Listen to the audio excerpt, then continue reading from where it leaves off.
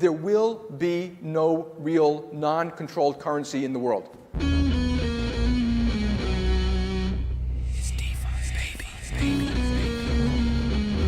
We're coming for you, banks. Bitcoin is punk rock. Deal with it. You split, we bankrupt you. Do you use Lightning wallets to pay for things or not? No. Bitcoin Cash would be seen as more of a threat to the United States hegemony than Bitcoin. Miles Town, what's your favorite kind of money? Bitcoin Cash. Hello and welcome back to the Bitcoin Cash podcast, following Bitcoin Cash on its rise to global reserve currency. This is episode number 43, the Samson Mow tweet review and the Flippening revisited. Today is, I screwed up on the slides, but it's Sunday, the 27th of March, 2022. I'm your host, Jeremy. Jett is doing the and also chipping into the discussion, and no guest today, except we have a virtual guest, which is Samson Mow. If you're watching, Samson, if you feel interested in this show, welcome. You might want to pay attention, might learn something.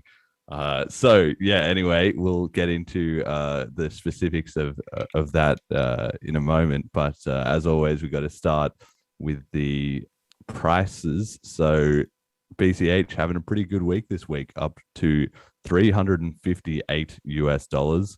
One BTC buys around 124 BCH. So we've improved a little on the ratio from a few weeks back where it was crashing down a little bit. And the St. Martin's news that we will be talking about has brought BCH back up. We were at number 28, rose all the way up to number 24, now at number 26. But it just goes to show that really a couple of market ranks is not very hard to get. You just have a good week, move up 10 or 15%, which in crypto happens all the time, and you're off to the races. It's really that simple. So that's why I'm never really that worried if we're over the long period just dropping down loads of market cap ranks. That would be a problem, but you know, a couple of ranks here or there, they come back like nothing once a little bit of good news hits the mainstream news cycle. So really good news there for anyone who's been dollar cost averaging into their BCH. Certainly my last BCH that I earned looking pretty good right now, so I'm loving that.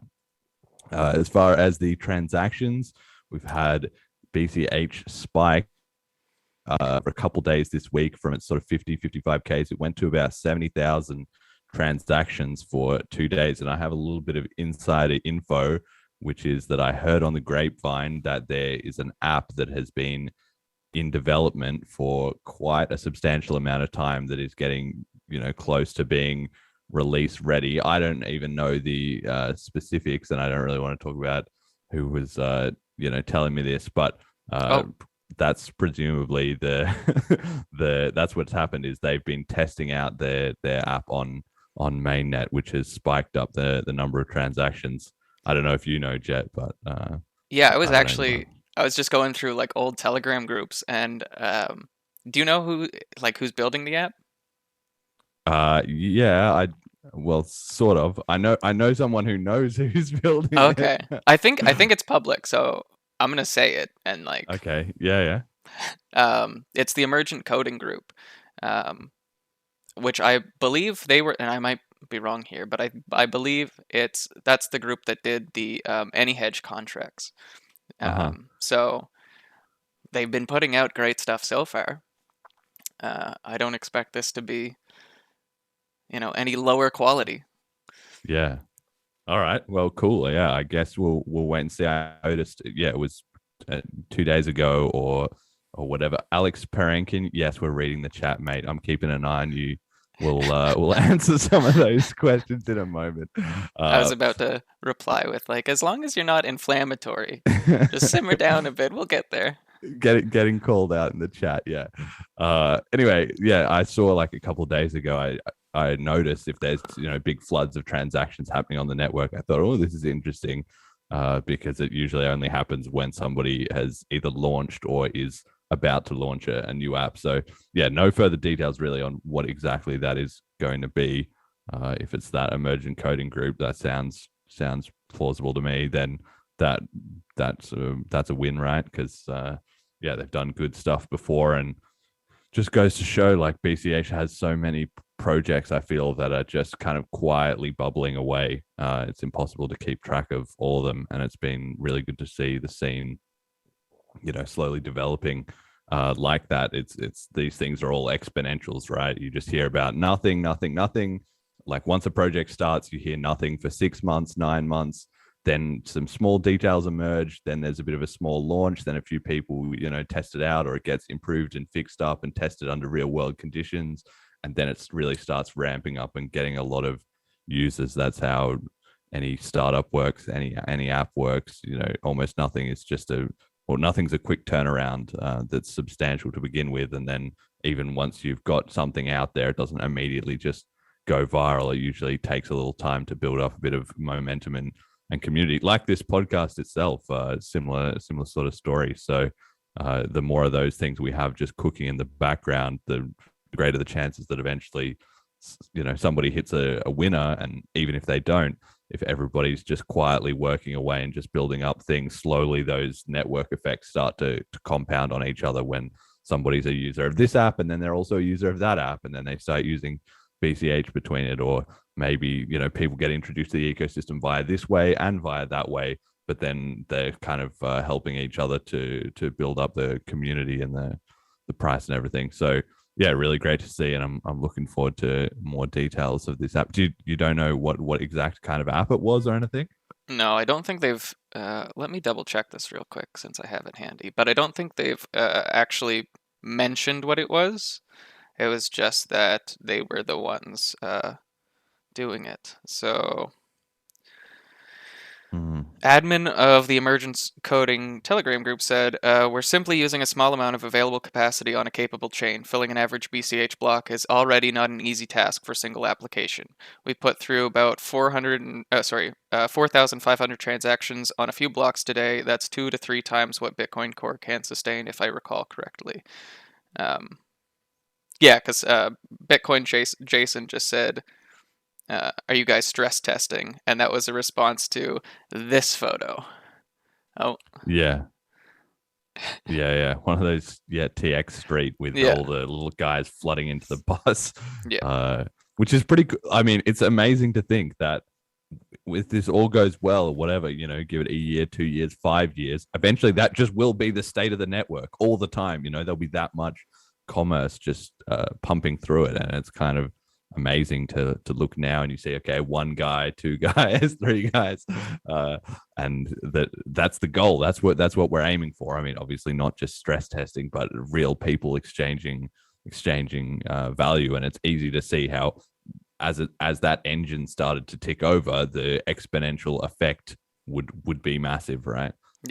As that commerce kind of grows along. And it's very interesting for me to observe that, okay, the average day, Bitcoin BTC does about 250,000 transactions, which is not nothing. It's a lot more than from a network that originally did 0.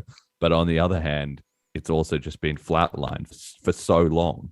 And you just think how across all the crypto networks, I'm sure if you added up all the transactions on all crypto networks, it would just be absolutely exploding. And BCH is a small part of that.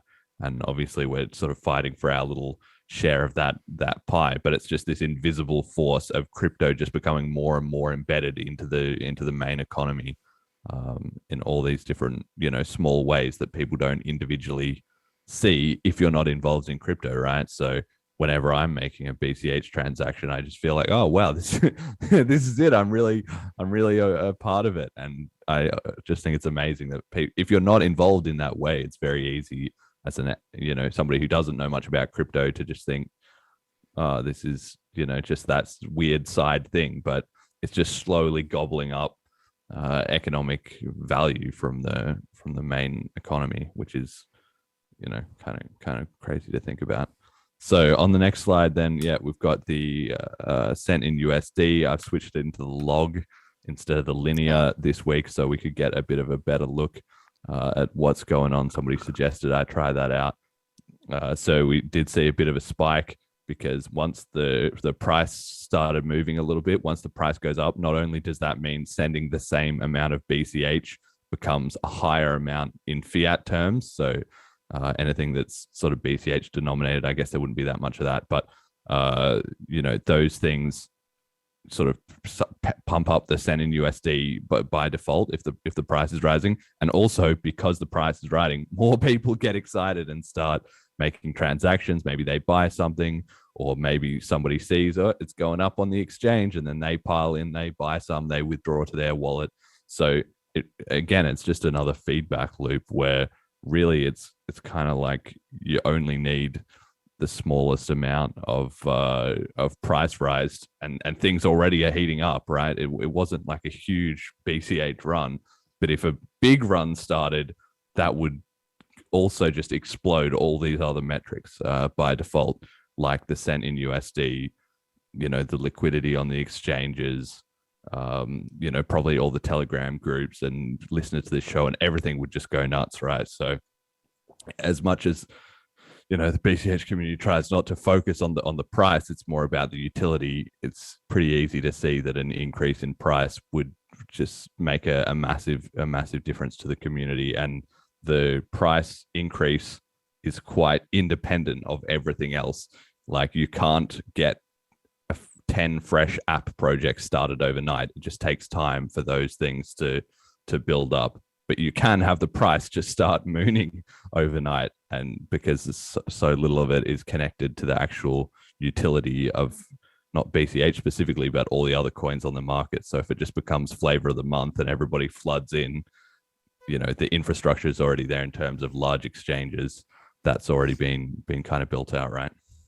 Do you have any idea what happened to it looks like probably around the 10th of March or something, where it looks like the cent in USD is like nothing? No, I have no idea. Well, there was a couple of days where it just sort of died off for some reason. Yeah. I don't know. There's just 2 days that everybody took a break. Nobody was using BCH. But I think it was like right before this price rise as well too, which I find kind of suspicious. Maybe somebody was thinking, oh, I'm going to buy up a huge chunk of BCH. Maybe they'd been using the network, maybe one of the whales, and then they thought, no, actually, I need to put another 10% of my portfolio into this. So they just took a day off while they got everything prepared and then shoved all their money in. I don't know, actually. All right. So yeah, that's kind of where we're at with the stats. So main theme of the show here, we've got kind of a couple of news items to come up, but the main thing I wanted to discuss is this whole Samson Mow tweets thing. So for people who don't know, Samson Mow is one of the most high-profile Bitcoin BTC maximalists, and he was heavily involved in the original dispute over Bitcoin, BTC, and BCH, and the whole split that happened in 2017. And the reason he was largely at the forefront of all this is because he worked for Blockstream, who are the evil overlord company funded by the banks that were kind of backing the Bitcoin core, never raise the 1 megabyte block size limit narrative. And he was their chief strategy officer, I believe, which, like many people in Blockstream, you sort of wonder what is that? Like, the CTO handles the programming, and the chief marketing officer handles that, and the product officer handles the strategy officer. It's like the most nothing title. So I honestly don't really know what he was doing there, but what he was doing there in essence was figuring out how to suppress the Bitcoin Cash community before they were the Bitcoin Cash community. And call us all shitcoiners and say that Bitcoin BTC was the best and we should all listen to Blockstream and never scale the network or never really use it for payments. We should all hodl, blah, blah, blah. So that was his sort of claim to fame and how he became very well known. He was certainly in a couple of community debates and stuff at the time, and I think he's got about 220,000 followers on Twitter these days. But he's kind of, I mean, he's always still powering away on his BTC adoption. He's left Blockstream. I guess being the strategy officer got boring after a while, and he's now apparently focused on nation state adoption. So in his mind, that's teaming up with El Salvador and the whole Nayib Bukele scheme that have been going on there. So this kind of, not triumvirate, but this little collection of Blockstream funded by the banks plus Bitfinex, the large exchange that have very sketchy reserves and pass, plus Tether, the stable coin that prints money out of nowhere, and now Nayib Bukele trying to launch national Bitcoin BTC bonds. All of those things kind of are combined in one big melting pot, and he's in the middle of it. So he's certainly an interesting guy to kind of pay attention to when he becomes relevant. But why he's relevant to this show, and usually I don't really care what he's up to, but this week he's the big news story because of what happened in St. Martin's, which is that Roger Ver and Mark Valzon and a few other people have been spreading adoption in St. Kitts, like we've covered on this show before, and then that sort of extended from there down to St. Martin, which is a nearby island. And it got to the extent that not only had they spread a couple of hundred merchants that were all starting to use it and some sort of real peer-to-peer adoption happening among the local population, but on top of that, you then had this member of their parliament, Rolando Bryson, who said, look, I'm going to take 100% of my salary in Bitcoin Cash. And I guess because it was all spreading around him and being able to talk to the BCH guys and figure out, what was going on. He did say actually afterwards that he had looked into Ethereum and Ripple. They'd also been kind of talking to him about doing something, but clearly Bitcoin Cash impressed him a lot. And he decided, look, just pay me in Bitcoin Cash. And that became a very big story because it contrasts so heavily with El Salvador, which has been going for a lot longer, but with a lot more mixed results. There's been a lot of government control involved. There hasn't necessarily been a lot of the on-the-ground adoption. It was mandated by the law into being used, etc. It's kind of the opposite of the cryptocurrency spirit. But this St. Martin thing is very much the cryptocurrency spirit, which is he just learnt about it. He voluntarily decided to use it. He can pay his rent. He was talking about, okay, I can buy things at the local shops. So it's an actual economy and everybody's friendly and having a great time. And then because that news spread around, it seems like it also boosted the BCH price. So how Samson comes into it is then he heard about this, or he found out somehow what is going on. And so he tweeted, I'm working on nation state Bitcoin adoption. Roger Ver is working on nation state Bcash adoption. This is perfect. So he started getting salty just straight away, and he went on to a bit of a rant. There's quite a few tweets he put in here. Adam Back then said, Adam Back, who is actually mentioned in the Bitcoin white paper for inventing Hashcash, which is the part of the proof of work of Bitcoin, but has since spent most of his time trying to destroy Bitcoin as part of Blockstream. He was saying, they're going to all be poor. And then Samson Mow said it may be fixable. At Plan Marcus is working on it. Some other Bitcoin guy with 15,000 Twitter followers. He also retweeted somebody who commented, anyone that has had their salary paid out in BCH instead of BTC over the last 4 years has learned a brutal lesson. Thank you at Excelli and Samson Mow for being on the right side of history here. So this was all just kind of starting to kick off. And to me, what was really surprising was the fact that he was onto it so fast. I didn't realize that the Bitcoin Cash community, which is doing fantastic work, getting adoption and all that, was nevertheless in our little corner of the world, our little corner of the internet, going to get all this attention from someone like Samson Mow. I mean, he's stuck between a rock and a hard place, really, because if he just ignores it, which he's well within his rights to do, then Bitcoin Cash will just keep growing uninterrupted. But if he starts trying to get in jabs and say, look at these shitcoiners, he's just adding Streisand effect. He's just keeping us relevant in the discussion. I mean, I don't mind which one he picks. Either one is fine, because that's the way Bitcoin has worked and has always worked. It's the same problem that people who don't like cryptocurrency have with Bitcoin or with other cryptocurrencies. If they ignore it, it's not going to go away. It's just going to keep getting better. But if the more energy and time they spend looking into it, the more they just give it legitimacy and credibility. And that same thing is happening with the BTC and Blockstream Brigade and Bitcoin Cash. Like, for quite a few years, it's the community in BCH has been busy having its own problems, working out its own political structures and decentralized governance and so forth. And now, after a year or so, or maybe coming up to a year and a half of just quiet and everybody working, it's starting to produce results. And even better than that, it's getting on the threat radar of Samson Mow, as much as he wants to try and marginalize it. I mean, the fact is, if he's getting 200,000 Twitter followers clued in that, hey, look at what's going on with Bitcoin Cash in St. Martin, it's pretty amazing to see. So yeah, Jett, any thoughts on this? Yeah, I feel like this is like a very beneficial thing overall. Like, so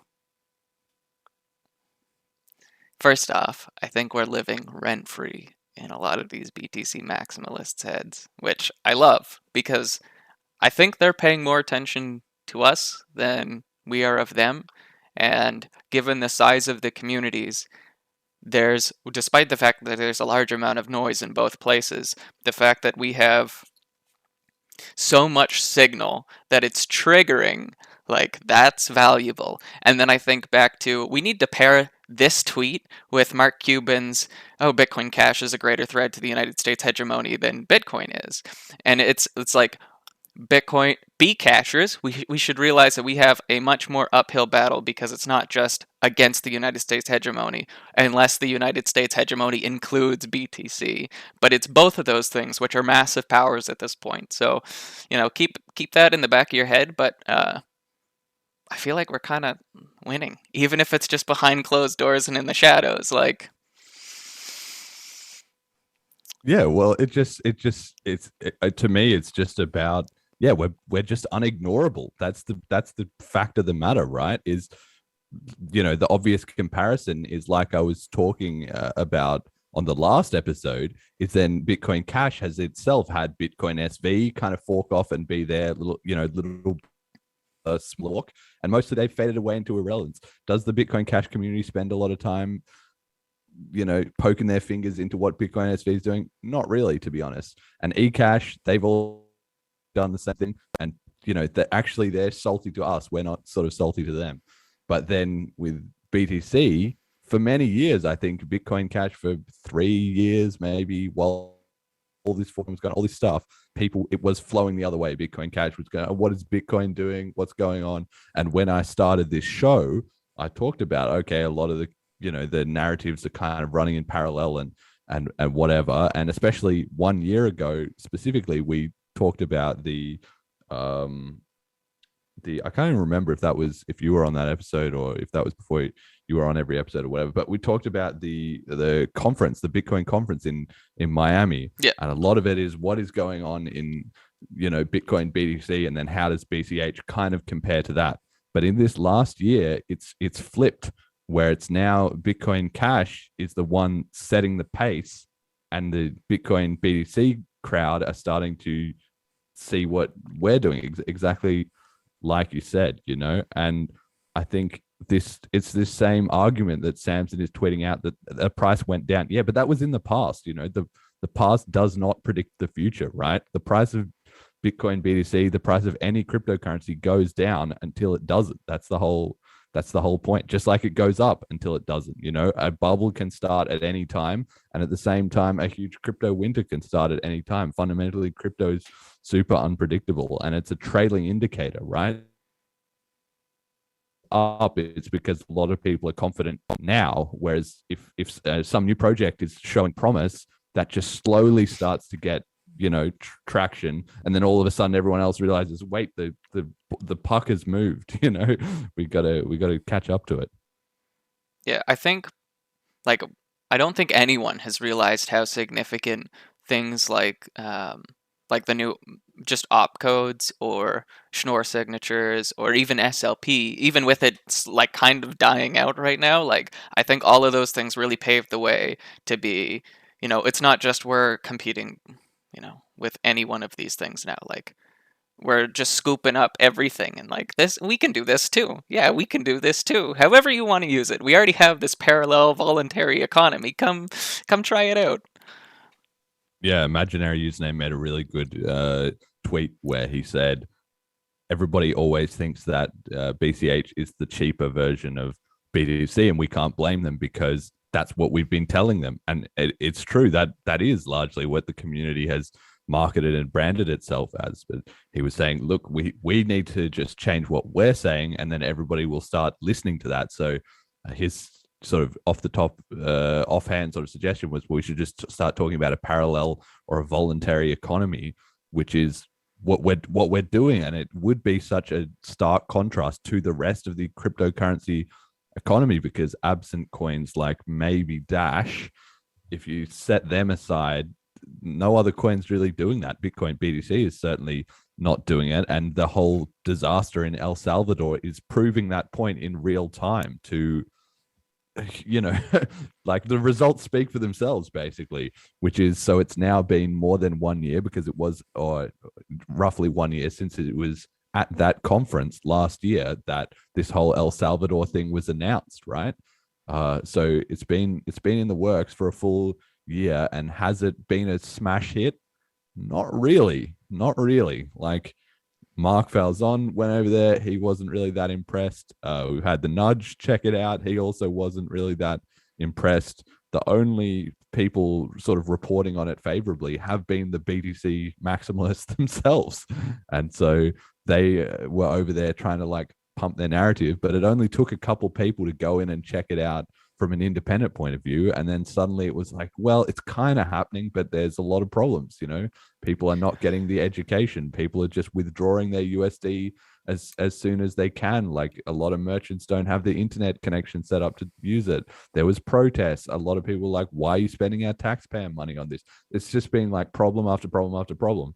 And in the exact opposite case, BCH finally has got its act together enough to stop internal drama or stop worrying about what BTC is doing and think, look, okay, let's just show them how it's done in St. Martin and St. Kitts. And it's been probably under 2 months. And that just seems to be just flying. Just adoption is just picking up. There's been great videos coming out. And as far as I know, there hasn't been a sort of as much of a negative lashback, or at the very least, the BTC crowd have not gone over to check it out and poke some holes in our narrative. Why? Either they can't, or they haven't got around to it, because that would be even more an admission that we're leading the game and they're following along. The only thing that I've seen that's been, like, I wouldn't even call it completely negative, just like difficult to deal with, is like, I've seen people that'll go into a shop that has a Bitcoin Cash accept tier sticker, and they'll ask the employees, and the employees will be like, "Oh no, that's just the manager that can do that, or it's just the owner or something." And the employees, like the staff, are uneducated. But even then, like, if you have time in kind of availability with that person to have the conversation, then it's not difficult to be like, "Okay, well, here, let me tip you personally, and then maybe you can talk to your boss about how you can start to accept it," right? And like the Bitcoin Cash Register app has that functionality built in where the staff don't need access to the private keys, essentially.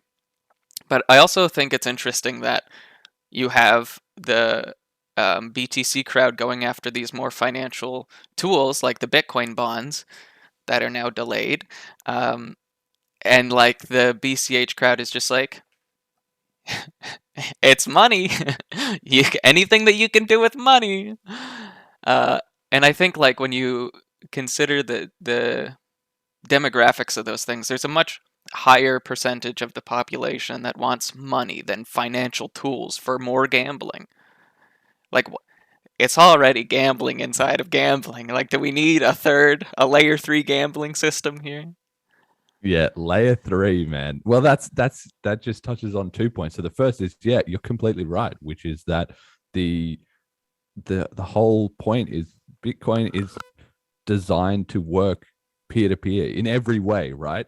The network is designed to work that way, but the marketing is also supposed to work that way, and the adoption is supposed to work that way, where if you are just talking to individual people one by one, and that's something that the Bitcoin BCH community has stuck to its guns on, and it hasn't been really that noteworthy until now, because the Bitcoin BTC strategy after the fork was, okay, we're going to go to the big banks, we're going to worm our way into the corridors of power or whatever, and team up with this dictator who thinks that he can enforce it on his population or whatever. And in that sense, 1 or 2 or 5 conversations there can make a big difference. That can make a big headline, billions of dollars being moved around, Michael Saylor, this, that, and the other, right?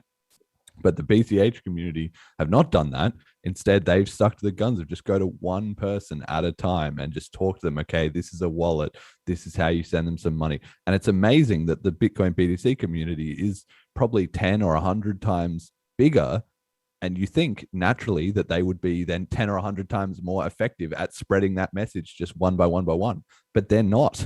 They haven't been at all. And you can even hear that in the episode that we did recently with Brian Harrington, where he said, look, as soon as I started to get on the ground and do this, guys, spending, creating a circular economy, trying to talk to people about that, he just got flooded with people that were just toxic and pushing back and having problems. And then he's in the situation that BCH was in, where it becomes about internal community conflict rather than fighting as a team to spread the message outwards,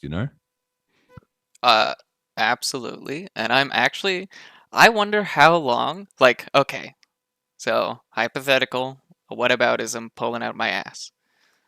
I can very well see Brian flipping himself at some point, being like, okay, I can't, or I don't want, like, this isn't worth the mental health struggle, essentially, of having thousands of people at the whim of people like fucking Samson or the hodl crowd, right?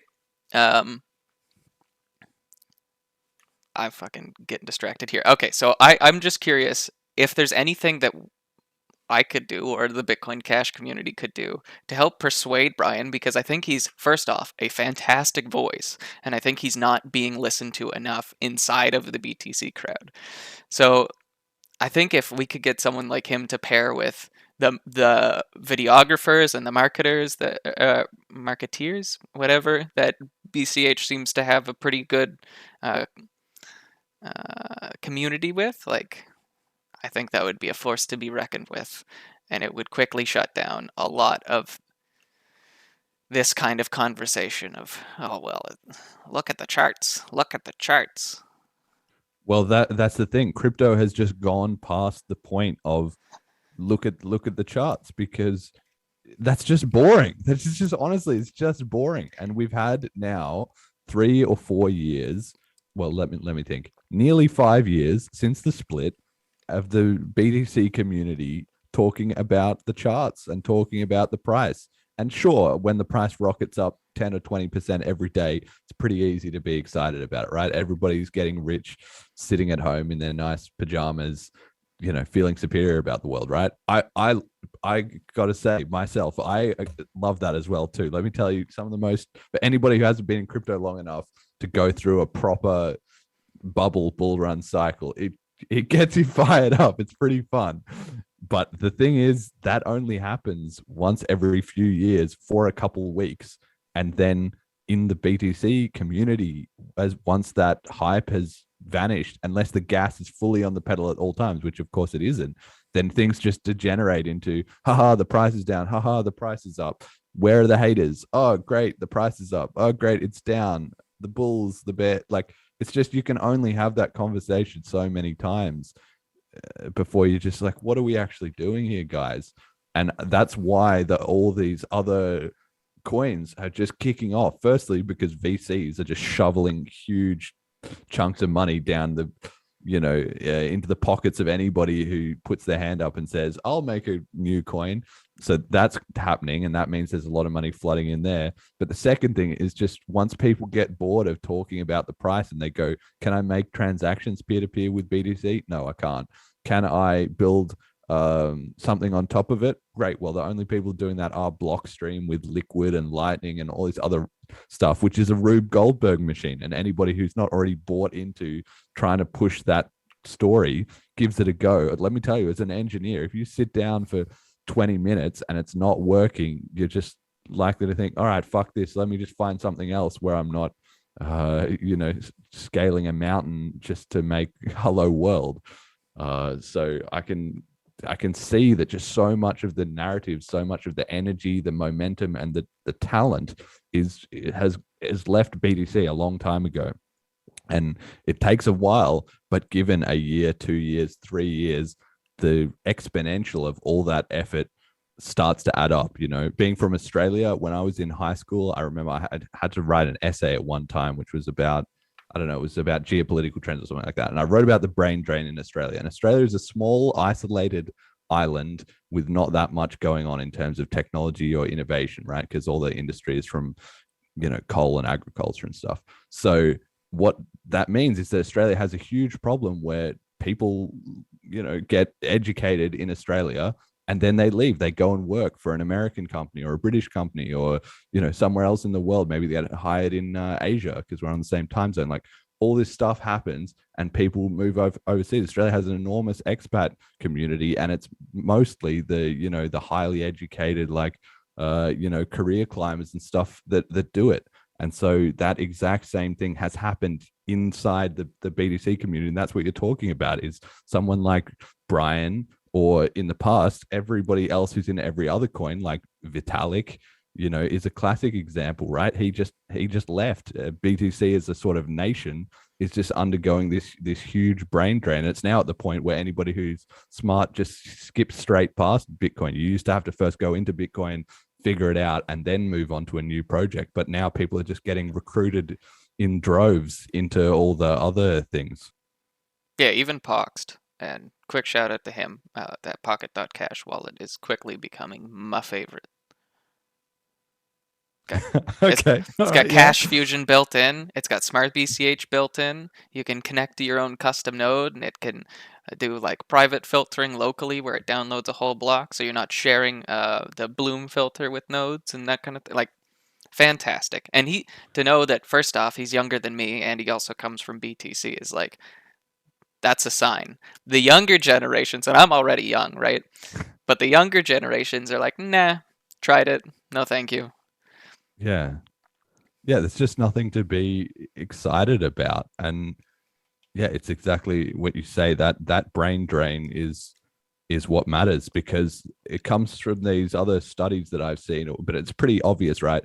It's like people in their career, and if you're going to do something as a job, you're actually going to make money out of it, then it's not about the money. It is about the money, but there's money, mastery, and balance or something. It's like the three things that people want, right? So you can give somebody a higher salary, but that only goes so far. At a certain point, giving them more money just doesn't work. They also want to feel like they're contributing to.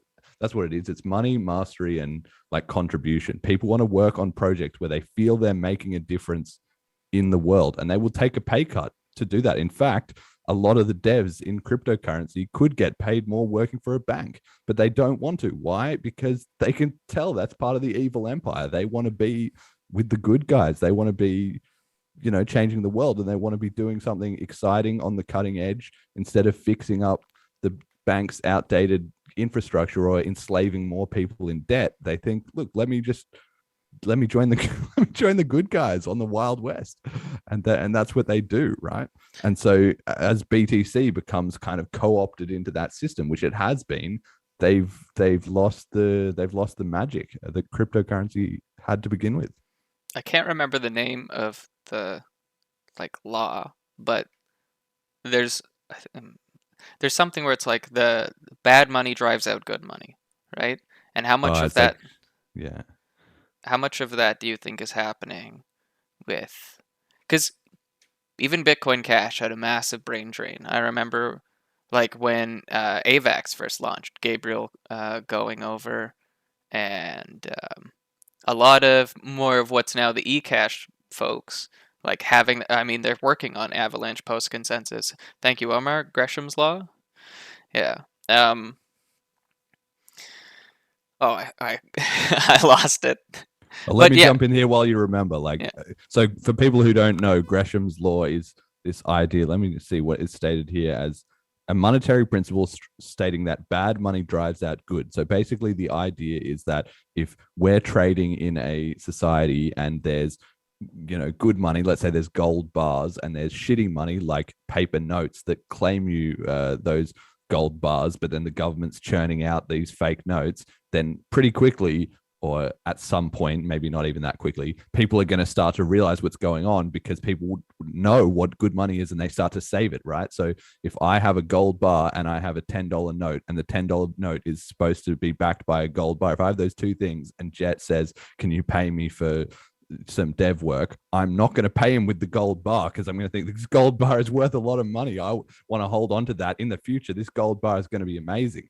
And so I'm going to give him my crappy note, right? But then he's in the same position, which is he's going to think, so then more and more of the society starts to just save the quality stuff and spend away the shitty stuff, and the shitty stuff just becomes worthless because everybody gets the idea that this is decreasing in value. The price of the actual gold bars is going to be rising as the price of the notes goes down. And that's essentially what is happening at a global scale with cryptocurrency, where the crypto market cap rises over time because more and more and more people do some work, and then they either immediately sell out their fiat currency and put it into crypto, or they just increasingly just start working for crypto directly and hoarding, in air quotes, but saving their crypto that they know is going to be solid in 5 years or in 10 years. And then the actual fiat money, along with the fact that it's being pumped out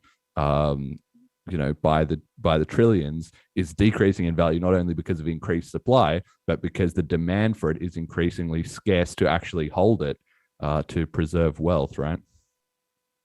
So I guess my question is then, is there a threshold to Gresham's law where you have so much bad money in circulation where the good money becomes useless? I don't even know. I don't know enough history to really have much of a well, it sort of opinion on flips. The point of the story is, which I think a lot of people in BTC miss, I think this is kind of what you're getting at, is that people in BTC know about this Gresham's law, and they think that's why all this stuff about store of value and we have the hardest money and blah blah blah blah blah, right? That's what's that about, because they're thinking, okay, this we're going to be the good money, which is going out of circulation because everybody's hoarding it up, hodl, and the bad money will be spent around and slowly become to worthlessness. But the key point that they don't understand is that there's a second chapter to this story, which is the reason that people would hoard the gold and not the paper money is because they know in the future people are going to trade the gold. Not in the future people are going to store the gold forever. It's because they can trade A or B now, but tomorrow they will only be able to trade B because they know they're trying to get rid of A, and they know that everybody else is eventually going to want to get rid of it too. So it'll become worthless. So the point is, you want to have the best medium of exchange, so that, in fact, the best medium of exchange will be spent less in the short term, which is exactly what has happened with cryptocurrencies, as everybody just dumps all their money into it. But then the chapter 2 of this phase is that enough people have got the idea that the inferior commodity is going out of style, and they start demanding only the superior one. They won't.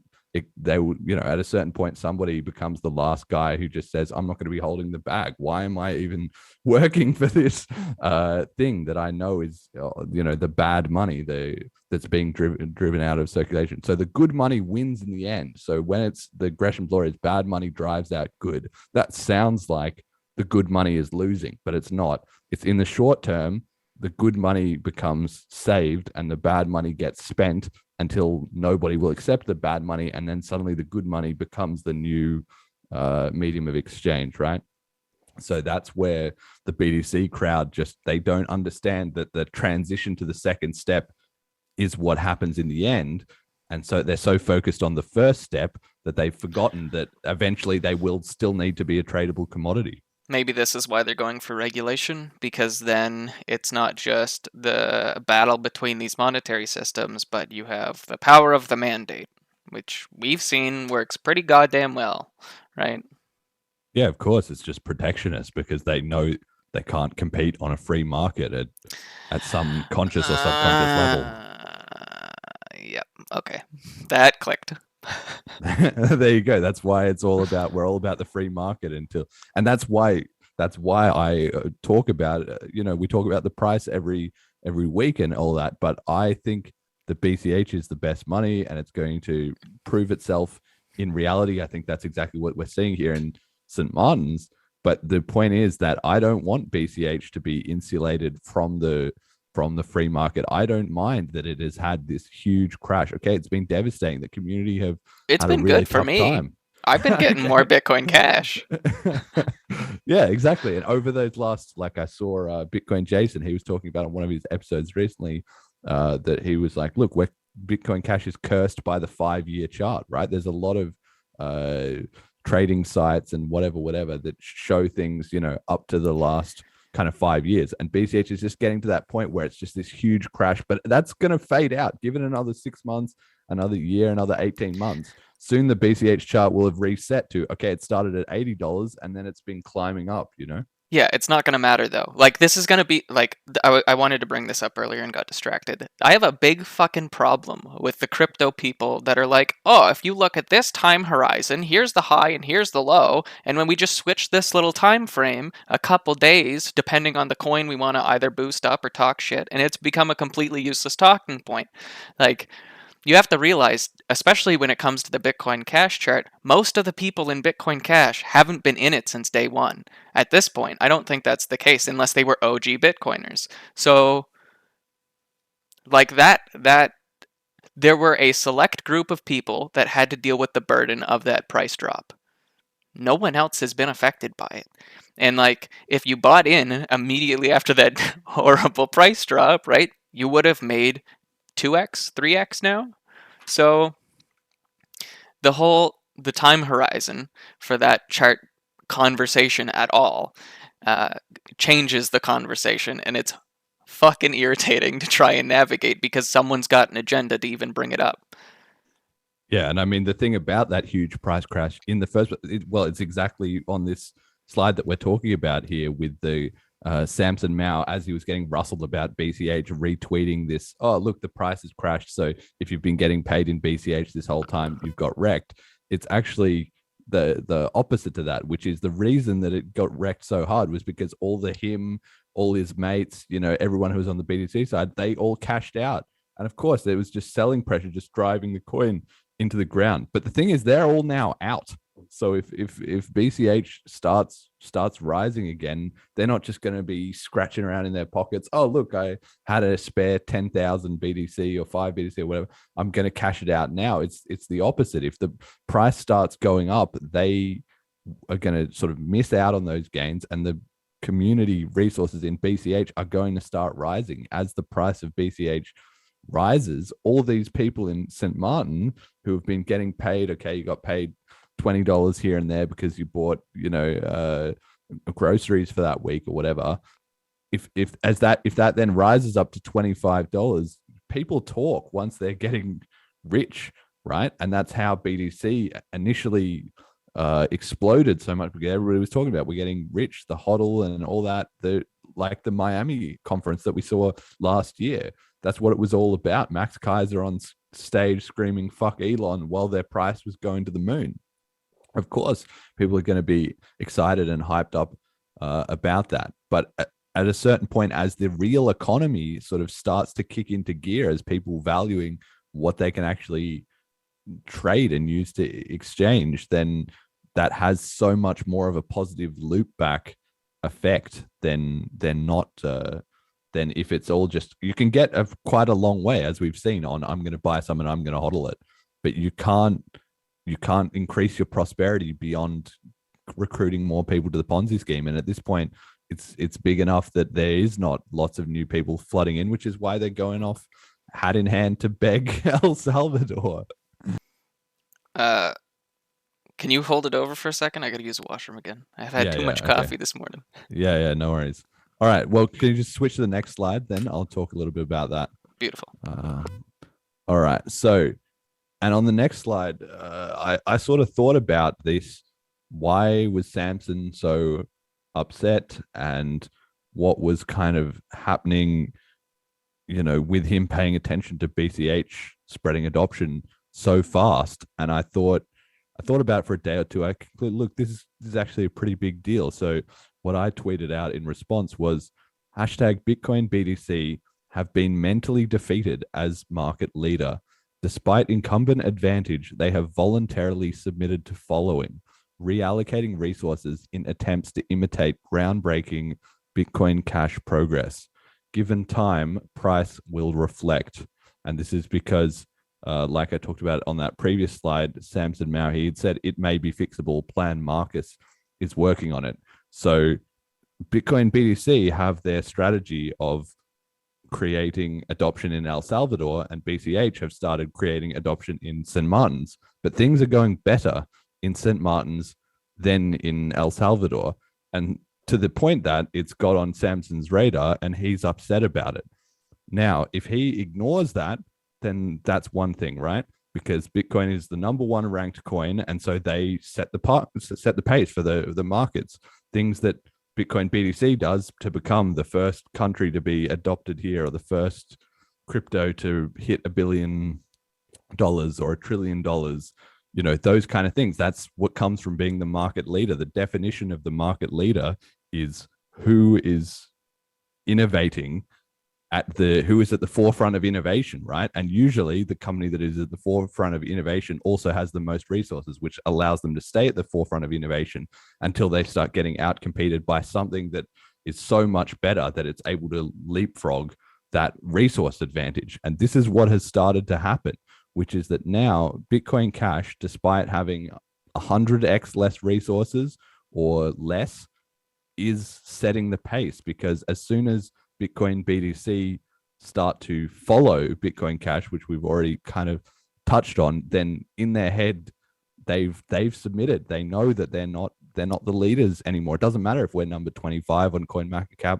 number 30. We could be number 2000 if Samson Mow is retweeting our adoption efforts. He's not doing that for Litecoin. He's not doing that for maybe Ethereum, and that's another case where Ethereum is recognized as the market leader for DeFi and for these big protocols and whatever. They've just blown Bitcoin out of the water on that. So even though they're number 2 and not number 1, so they're not number 1 in all of crypto, but they're definitely number 1 in DeFi, because nobody even considers Bitcoin to contend in that. In fact, their community has tried to split the line and say, we're not competing on that. We're store of value, we're Bitcoin, blah, blah, blah. And they've just completely conceded that ground to Ethereum. And now they're starting to concede the peer-to-peer cash adoption to BCH. And so it just makes me think of, there's this quote I really like. I think it was from some boxer or MMA fighter or something like that. And what he did was he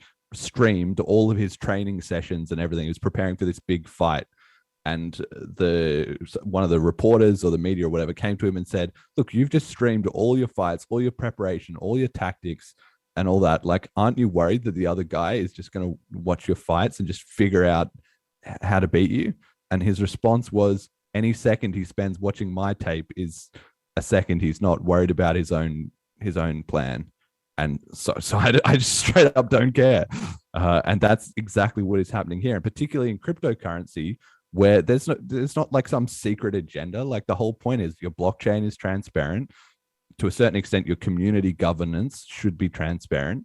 Your marketing efforts have to be transparent, because it's not like you can just secretly spread adoption, right? That's the opposite of what you want to be doing. You want to be making a big deal. Look, it's working here. Come check this out. This is really cool and exciting. So there's no like secret stuff.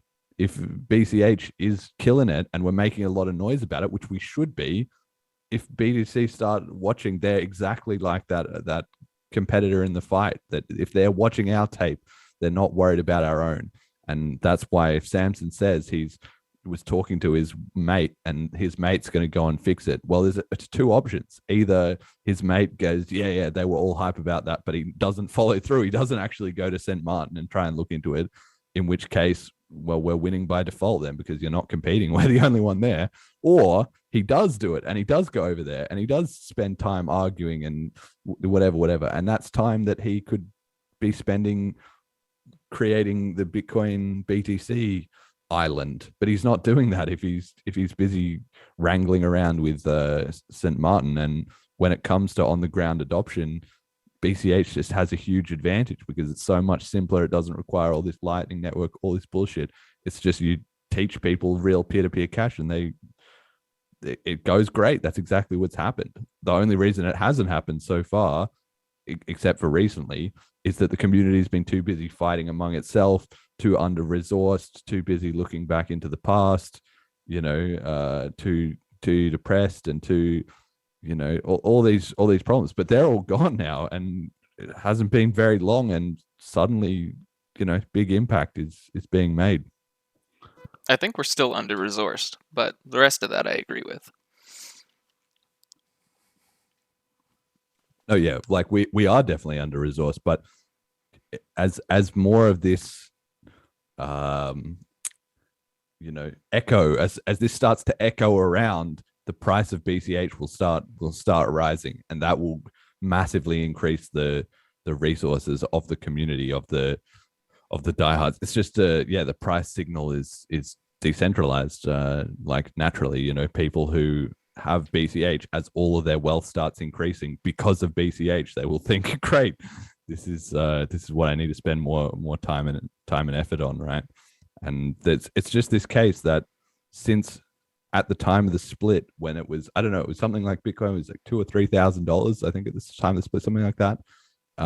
Maybe I have it completely wrong, but the point was BCH started out much lower and has not really gone anywhere, and BTC is basically 50 or 100x since that price.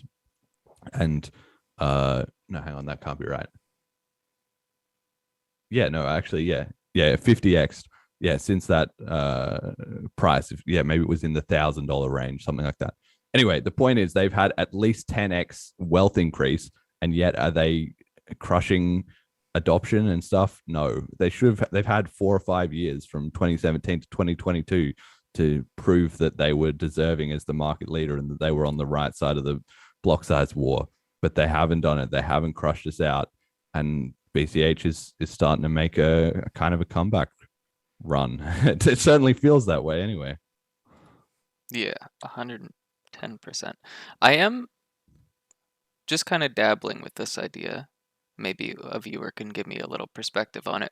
I'm wondering, how many people do we have? For this would be for any crypto, but obviously I'm focused on Bitcoin Cash, where they're a developer, a user, and a miner. Because we have a lot of developers and users, or like miners and users, but I don't know someone that fits the 3 buckets, right? Must be pretty few. Mining is pretty specialized. Yeah, but like, okay, how dumb of a decision is altruistic mining? I don't know, pretty. My initial take is pretty dumb, but I sort of feel like it's a trap if I say that. It'll be like, no, we shouldn't have altruistic mining. I don't know. Like the protocol is not built for altruism. That's why Bitcoin is successful, because it relies on greed, which Right. is very reliable, and self-interest, right? But is the angle that you're kind of going for that as like we've seen in the past that price drives hash rate, but it's possible that hash rate might start to drive price if people get the idea that BCH is winning. Because let's say people who are mining BTC, they realize, holy cow, BCH is starting to kill it. I'm going to mine up some BCH, even if it's unprofitable, to make sure I've got my little chunk of it. Or alternatively, they can obviously mine BTC and then flip it over on an exchange. But maybe they think, look, let me just start getting some fresh BCH and making sure my mining rigs are all running nicely and stuff on the BCH network. Well, I wasn't thinking about this, and I'm kind of hesitant to even bring it up now. So I was like, okay, I think whoever that person is should have a pretty significant voice. And I know that there have been issues before between developers and miners, where some miners were just like, fuck this, I'm out. But I think I don't know. So the only reason I'm bringing this up is just as an impulse. I'm like, I could buy a whatever the newest S whatever is, and then I have no interest in mining any other chain. So maybe even though I'd lose fiat dollars, I think given how low our hash rate is, given how little, I think, competition before those price movements happen, I didn't phrase that right, but you get the point. The more beneficial it would be to me, a little guy, to be like, all right, I'm gonna get the coins while I have that chance. And then I also think that there's not enough. Like, miners are pretty hidden people. And maybe that's a smart decision. I would actually need to think about this more. But Well, now I think of it, it's like Jonathan Tumim is sort of one of the guys in that category. He's been a bit off the radar for a while. I don't know what he's been up to, but he's certainly in that category where he's running the mining setup and stuff. And he's also a dev, and obviously he's clearly a user, right? So right. He's yeah. doing the mining as a business, though. I remember I found his website last year, and it's like you can essentially just rent out his miners or his cabinets. Maybe I should. Yeah, I'll talk to him more if I can get a hold of him. Sorry, this is. But I think it's kind of, I actually personally sort of like that the miners are a bit off the radar, and there was sort of some discussion in the Bitcoin Cash podcast Telegram chat about this the other day, a little bit about the miners, and was the idea that Satoshi had that the miners would kind of protect the protocol and drive the decision making, or as history has shown, they've kind of just taken a bit of a back seat. They've sort of gone with, okay, we'll let the community hash it out among themselves, and then we'll just mine whatever the market kind of decides is the win. The miners are just such an interesting aspect of cryptocurrency and of the Bitcoin forks specifically, because they're pretty passive a lot of the time, and they're busy making their money, running their business. It makes sense. But on the other hand, they are the ones with the most at stake of anyone in the entire ecosystem. So it's kind of strange in some ways that they don't make more bigger moves, or they're not more vocal. But then also at certain points, they just really just put the hammer down if they want to get involved, right? Like happened with the BCH and BSV split. That sort of suddenly it turned into a big issue, and then suddenly the miners were like a big part of what was going on. Yeah, I know that this part of this conversation is exactly part of the inspiration for eCash's IFP. I'll be nice. So that comes down to that whole free loader, free rider problem, and I get that, but like I think maybe I'm being naive, but I think most people that have some thoughts and consciousness, they're not NPC type folks, would be like, oh, okay, like I'm not interested in just collecting my rent essentially and moving on. But I also know that VCs maybe aren't the conscious non-NPC types, so I don't know. There's definitely a lot. I have to think about this more to be comfortable. But hey, I might be mining some Bitcoin Cash in 6 months to a year. Who knows? Yeah, that would be awesome. Definitely, we haven't done on this show yet, and we will do at some point. Just hasn't got in the backlog yet. An episode about mining, because I think it would be. I'm certainly not an expert in mining. Well, hopefully we get in somebody who is actually a miner who can sort of explain a little about it. But even just the conceptual stuff of how mining works and how miners are supposed to be related to the ecosystem and all those kind of what has happened with the miners in the past, what can we expect in the future, all those things are topics that I do want to dedicate an episode to at some point, because there's quite a lot to sort of unpacking that. But let's hit the next slide here. We'll talk about miners a bit more the other day. Some other day. But so Samson's tweets, this is all still from the same day. He was still popping off. Like, it really got under his skin. It was not he made this one tweet about Roger Ver doing nation adoption so much as it was literally about 7 or 8 tweets. So he made this one here. He retweeted this poll by Bitcoin Gandalf the Orange, who said, who will win the nation state adoption race? Samson and Bitcoin, 72%, Roger Ver and Bcash, 11.2%, see results, 16.6%. Now, this is amazing when you see something like this, because this, I mean, obviously the Bitcoin Cash community felt like, oh, okay, maybe we'll get involved and we'll vote on this poll. But even so, it's a 72% to 11%. So it's less than a 7-1 lead by a Bitcoin BTC Maxi's tweet. So obviously that's the initial audience that it's going to go out to more. Retweeted by Samson, one of the biggest BTC, Maxis. And so it's less than a 7-1 lead, including the fact that 16% of people thought, you know what, I'm just going to sit this one out. Like, let me just see, maybe they're undecided voters, or they didn't have a strong opinion, or they were just curious. But it's you would not expect, given, like we said at the start of the episode, the price ratio of 1 to 124, but the community difference is nowhere near that big. It can't be, because so many people are on the borderline. The thing is, the Bitcoin BTC community would probably be a lot bigger in terms of actual coin holders, but if you divide it down as to sort of ideologues, people who are on one side or another, who have dedicated, like, I'm winning the war for BTC or I'm winning the war for BCH, and not people who are just, this is the coin I've got now, maybe I'll swap to this other coin, maybe I'll buy some Ethereum or some Cardano. That's like the vast majority of people are kind of in that middle ground. There's probably the communities, in terms of the entrenched ones who are going hard every single day on one side of this battle, the ratio is much less than 124 to 1. Like, maybe it's 3 to 1 or 4 to 1 or something, I don't know, but it kind of shows in this sort of poll. Also keep in mind that Samson, this tweet does not come across my timeline because Samson has blocked so many, like, Bitcoin Cash folks.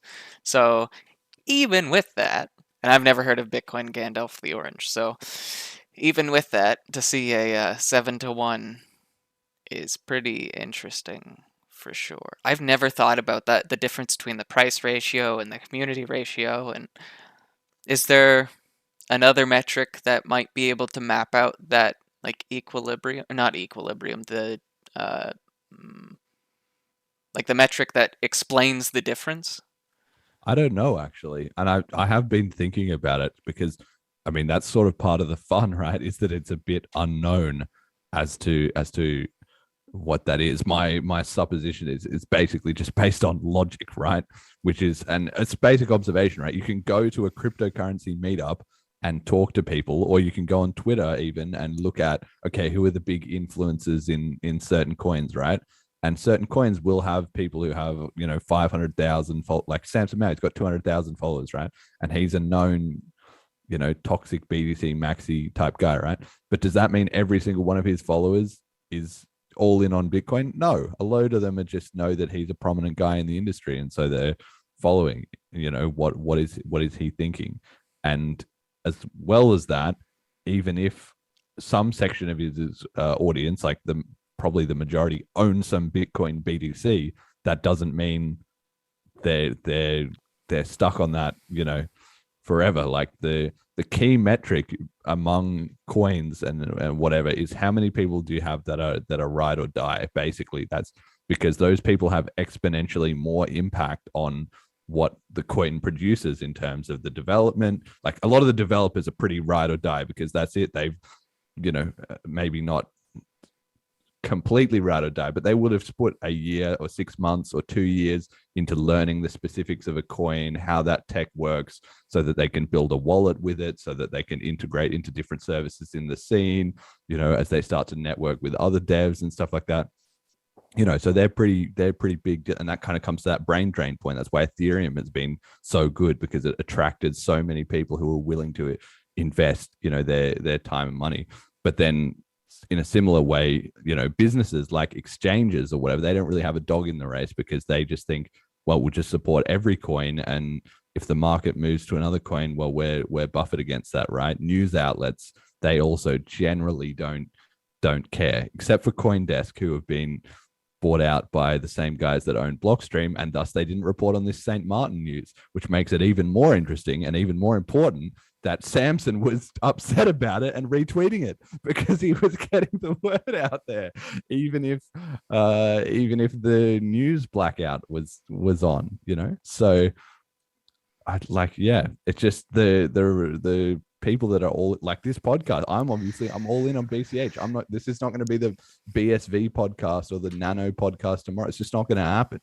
I think I'm in for BCH. I'd be starting again from scratch, right? It's that kind of proof of passion, like I always put it. And the BCH proof of, if you judge BTC to BCH by proof of passion, like it's maybe not 1-to-1, but it's pretty fucking close, because even just the fact that BCH is still around after all this time, and that's why this tweet is important, Samson and Bitcoin, or Roger Ver and Bcash, is because Roger has been, I'm going to put wrong in air quotes. He was right the whole time, basically. But the point is, according to the market, he was wrong for all this time. But Samson can't get away from him. 5 years ago, he was saying Roger Ver's an idiot and he's going to have his Bcash and it's all going to go to shit. And then what happened? The price agreed with him, and the price of BCH got wiped out. But did Roger Ver give up? No, he's still there. And in fact, now suddenly it's back to 1-and-1. It's Samson's trying to adopt a nation, Roger's trying to adopt a nation. And it's just the thorn in his side that he just cannot get rid of. And that's the whole point of that's what BCH is. BCH just can't get shut down. The longer it powers on, the more convincing it becomes as an underdog narrative. I want someone to clip this. Samson, you have me blocked on Twitter. So this is direct to you. Bitcoin will Bcash. We'll tweet that at him later. I'll tweet it at him. We'll get that clip in there. I hope the shirt triggers him too, because I remember them making fun of the shirt back in 2017. So of course, let's go. Shirts and hats. Yeah, all this stuff, right? And so we've got this tweet here where Samson and Bitcoin. So Roger, the community actually giving, Roger and BCH 11.2%, 16%, undecided. And then Samson followed it up with this other tweet where he said, all 9 hashtag Bcash users are angry at me today for sharing Plan Marcus's video with the laughing with the speed of sweat emoji. But this is, it's amazing. That was the story 5 years ago. BCH are just this small minority that nobody really cares. It's like saying trying to be dismissive and marginalizing. But even this fucking poll had 1,300 votes and 11% of people voted for Roger Ver and BCH, right? So on even just the poll, he retweeted himself 10 seconds earlier, shows there's a lot more than 9 BCH users. The fact that he's upset on Twitter about it, if there was 9, he's gaslighting himself. Exactly. Yeah. There's thousands of coins that legitimately have 9 people. He doesn't even know their names. He's never heard of them. They weren't in the mix 5 years ago, and they're not in the mix now. But BCH is getting under his skin, and just the Streisand effect it's just massive of this kind of thing. Maybe I just, recollecting real quick. I don't think he's gaslighting himself. I think he thinks his audience is so stupid they won't realize that he's gaslighting them. I don't know if he actually believes this. Well, I guess he doesn't believe that there's only literally 9 Bitcoin Cash users, but I think he thinks the opposite to what I was saying just before. That to me, my mental model is, let's say if out of 100 people, there's 5 that are hardcore BCH people, there's 15 that are hardcore BTC people, and then there's 80 that are kind of gray. They're sort of in the middle, and they might be slanted one way or another, but they're also, it's a sort of a weak association. They could happily flip back and forward, or maybe they reallocate. Okay, they were 100% BTC, but 10% BCH. They just flip over a little bit because they can see the winds are blowing in that direction. Chasing all that kind the of profits thing. Or the community or whatever it is. Yeah, exactly. Who knows what it is that convinces them? But it's like or it's like sports teams, or it's like anything. The actual number of people involved in Arsenal is, however many it is, a couple hundred that are the players and the staff and the coaches and the managers and everything like that. And then there's just this huge group of people who are the fans, right? And some of those fans are diehard and they've been there for 30 years. But some of them are also just the fans because Arsenal is winning that season. And then the next season, they're with another, they're following another team, right? So all those, you can get a huge spike in your community size and volume and hype and how many people are retweeting you and all this stuff just once the wind starts blowing in your favor. And the way it starts blowing in your favor is based on the competition of that small hardcore group. So even if BCH is outnumbered, let's say, just as a hypothetical, 3-1 in terms of hardcore people that get up every single day to fight for the coin. Even if it's outnumbered 3-1, are we more than 3x as efficient? Yes, probably.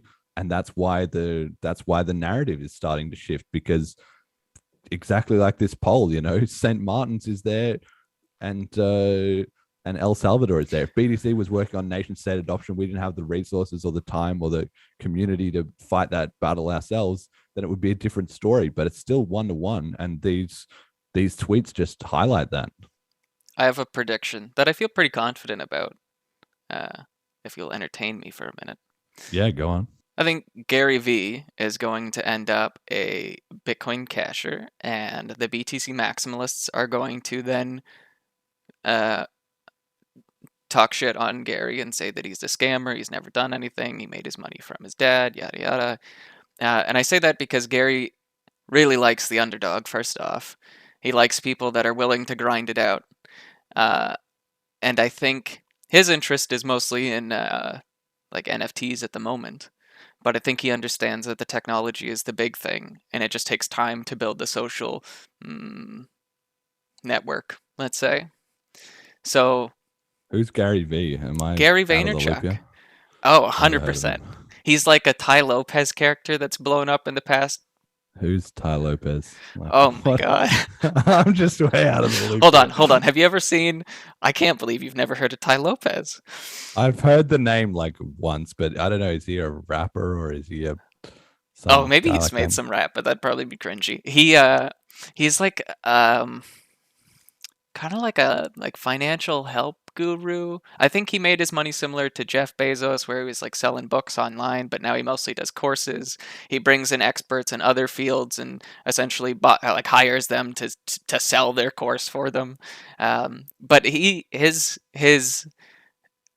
reason he's famous is because he ran for probably like 6 months straight, and I still see an ad every now and then, but he ran YouTube ads that were very, very like tone deaf and cringy, where he'd be like, yeah, I'm just in my garage with my Lambos. It's all about knowledge. It's about executing on that knowledge. And people just shit all over this guy. Yeah. But Streisand effect, and now he's famous. Absolutely. And I think Gary Vee is similar. Like Gary Vee, I think when he first kind of hit the scene running, people were supportive of him. And then when he hit like the mainstream internet audience, which now is it's the TV watchers from 10 years ago, people were like, he talks too fast, he's saying a bunch of nothing. And I think there is a bit of that. I think he's a little bit full of himself. But I also know that he cares. He really cares about his legacy. And I think, man, if him and Mark Cuban got together to have a discussion, like that'd be shattering for a lot of people. It'd be fantastic. So Well, go on. my prediction is Gary Vee will be a Bitcoin casher, and I'll give it like 5 years. Depends on what Ethereum does, I think, genuinely. And then the BTC crowd will shit on Gary, despite the fact that if he was like, yeah, I like BTC, they'd be all over it. Yeah, of course. And I mean, that's a good point that I was going to tie into this, which is somebody like Mark Cuban or whatever. I mean, we live in this sort of, influencer culture, right? You only need to win over one or two of them, and suddenly a lot of those dominoes start falling, right? If somebody who already has a big platform becomes convinced somebody who isn't part of that core group who's dedicated to a coin, and they just say, look, I just weighed up the objective facts and they're winning me over. Like, what can I say? If you just get a little bit of that going, and a lot of the people who have done that for BTC, like Paris Hilton, I think was a classic example of that, which I think was also around the same time of the conference, right? Of the Bitcoin. Wait, what did Paris Hilton do for conference BTC? Well, she put laser eyes on her Twitter picture and said, like, I've been investing in Bitcoin or something like that, but nobody's convinced by that, in the sense that nobody thinks, oh, Paris Hilton, well, she was busting out the laptop and she coded up a node implementation and she's loving it's like, obviously, I mean, she might not have been directly paid in the sense that, it wasn't like just hired for marketing. Like, she probably does actually believe herself, to some extent, in the kind of general premise of decentralization or whatever.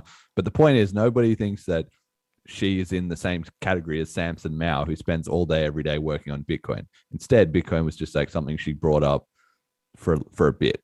And so when you have those, that's the kind of influences that have been going for BTC. But the ones like Elon Musk, Mark Cuban, or whatever, it's kind of like, well, there's Bitcoin. Yeah, Swissbit. There's some Bitcoin, but there's plenty of other good coins. Like big blocks might be a thing. They always talk about, the block size war. Like that always gets a mention. Nobody ever comes out who's big into technology or whatever and looks into it and says, even Michael Saylor, oh, well, we already decided back in 2017. Nobody overlooks this history, I know. I like Lex Friedman. He hasn't brought any BCH folks on, but every time there's a cryptocurrency related guest, he's like, there's always something, like you can see the hesitancy when he brings up the block size debate, and he'll listen and whatever, that's fine.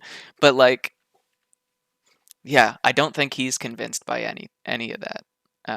He does bring it up every time, pretty much. Yeah. Paris Hilton also doesn't give a shit. Like, she was on Jimmy Fallon showing off her Bored Apes. So yeah, those exactly. laser eyes were just a social gimmick. Yeah, of course. That's what all this is, Yeah. Oh, well, not all of it, but anyway, the point I'm making is that it's about the core group of people hustling for each coin.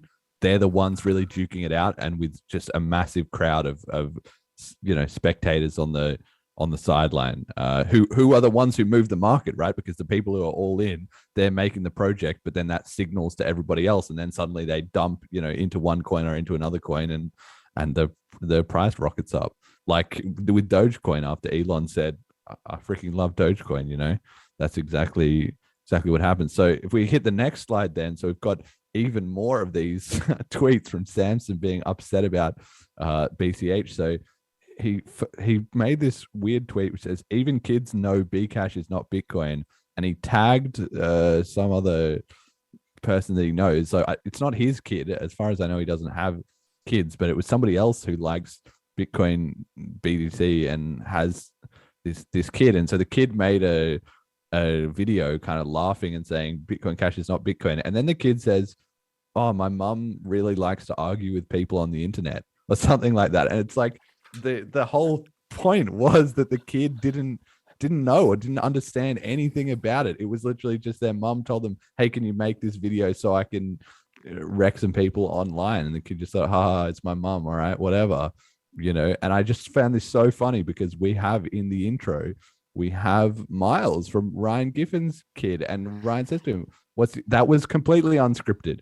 What's your favorite? He just walked into the room and it was like, what's your favorite kind of Bitcoin Cash? And you could probably fucking tell you about the block size war, But this kid, it was just like conscripted to virtue signal on the internet. And nobody's convinced by this, especially not when he forgot to chop out the second half of the clip, like, oh, my mum just likes arguing on the internet. That didn't add anything, I think it speaks volumes about the difference in what I'm interpreting as parenting styles also speaks volumes about the difference in the coin preference. Like, exactly. You have a voluntary association and education and whatever versus, hey, mommy's fighting with some people online, sips a glass of wine. I really need you to say this again for me. Yeah, just fall into line, like the sort of top down. It's that devouring mother. We're seeing that now with BTC folks. It's not going to be pretty. This kid, I feel bad for. Yeah, this kid. Well, I mean, and that's something that's going to be amazing. As cryptocurrency plays out over the next 5 or 10 years. I mean, the majority of people, like I said, are in the gray, so it doesn't really matter as much for them. But there's going to be a whole generation of kids that grow up with their parents who were all in on this coin or that coin, and some of them are going to be busted and wrecked, and they're going to be like, my parents picked the wrong coin and now they put all their money into it and now they're done, and that's it, we're wrecked. And some who are like, you know what, my dad got it right, and now that's why we're rich and shit, because when I was 5 years old and he was telling me about all this stuff, well, now I'm 15 years old and after a decade, it was in the right one and it exploded, right? So yeah, we're gonna see, that's gonna play out. Some of those kids are getting caught in the crossfire, and that sucks for them. But I had the exact same thought as you, that it's really just the difference in community mentality is literally imprinting itself onto these kids. And so then we have this other tweet. So he was still tweeting. This is about like 8 tweets or whatever it was in a couple of hours once he found out about this St. Martin's noise. With folks like this going door to door, I'm glad Samson Mow is out there too. This is from AJ Nobody, who Samson retweeted.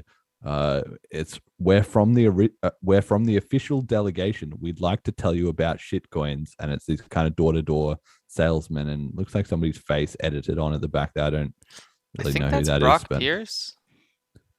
All right, well, I think I don't know.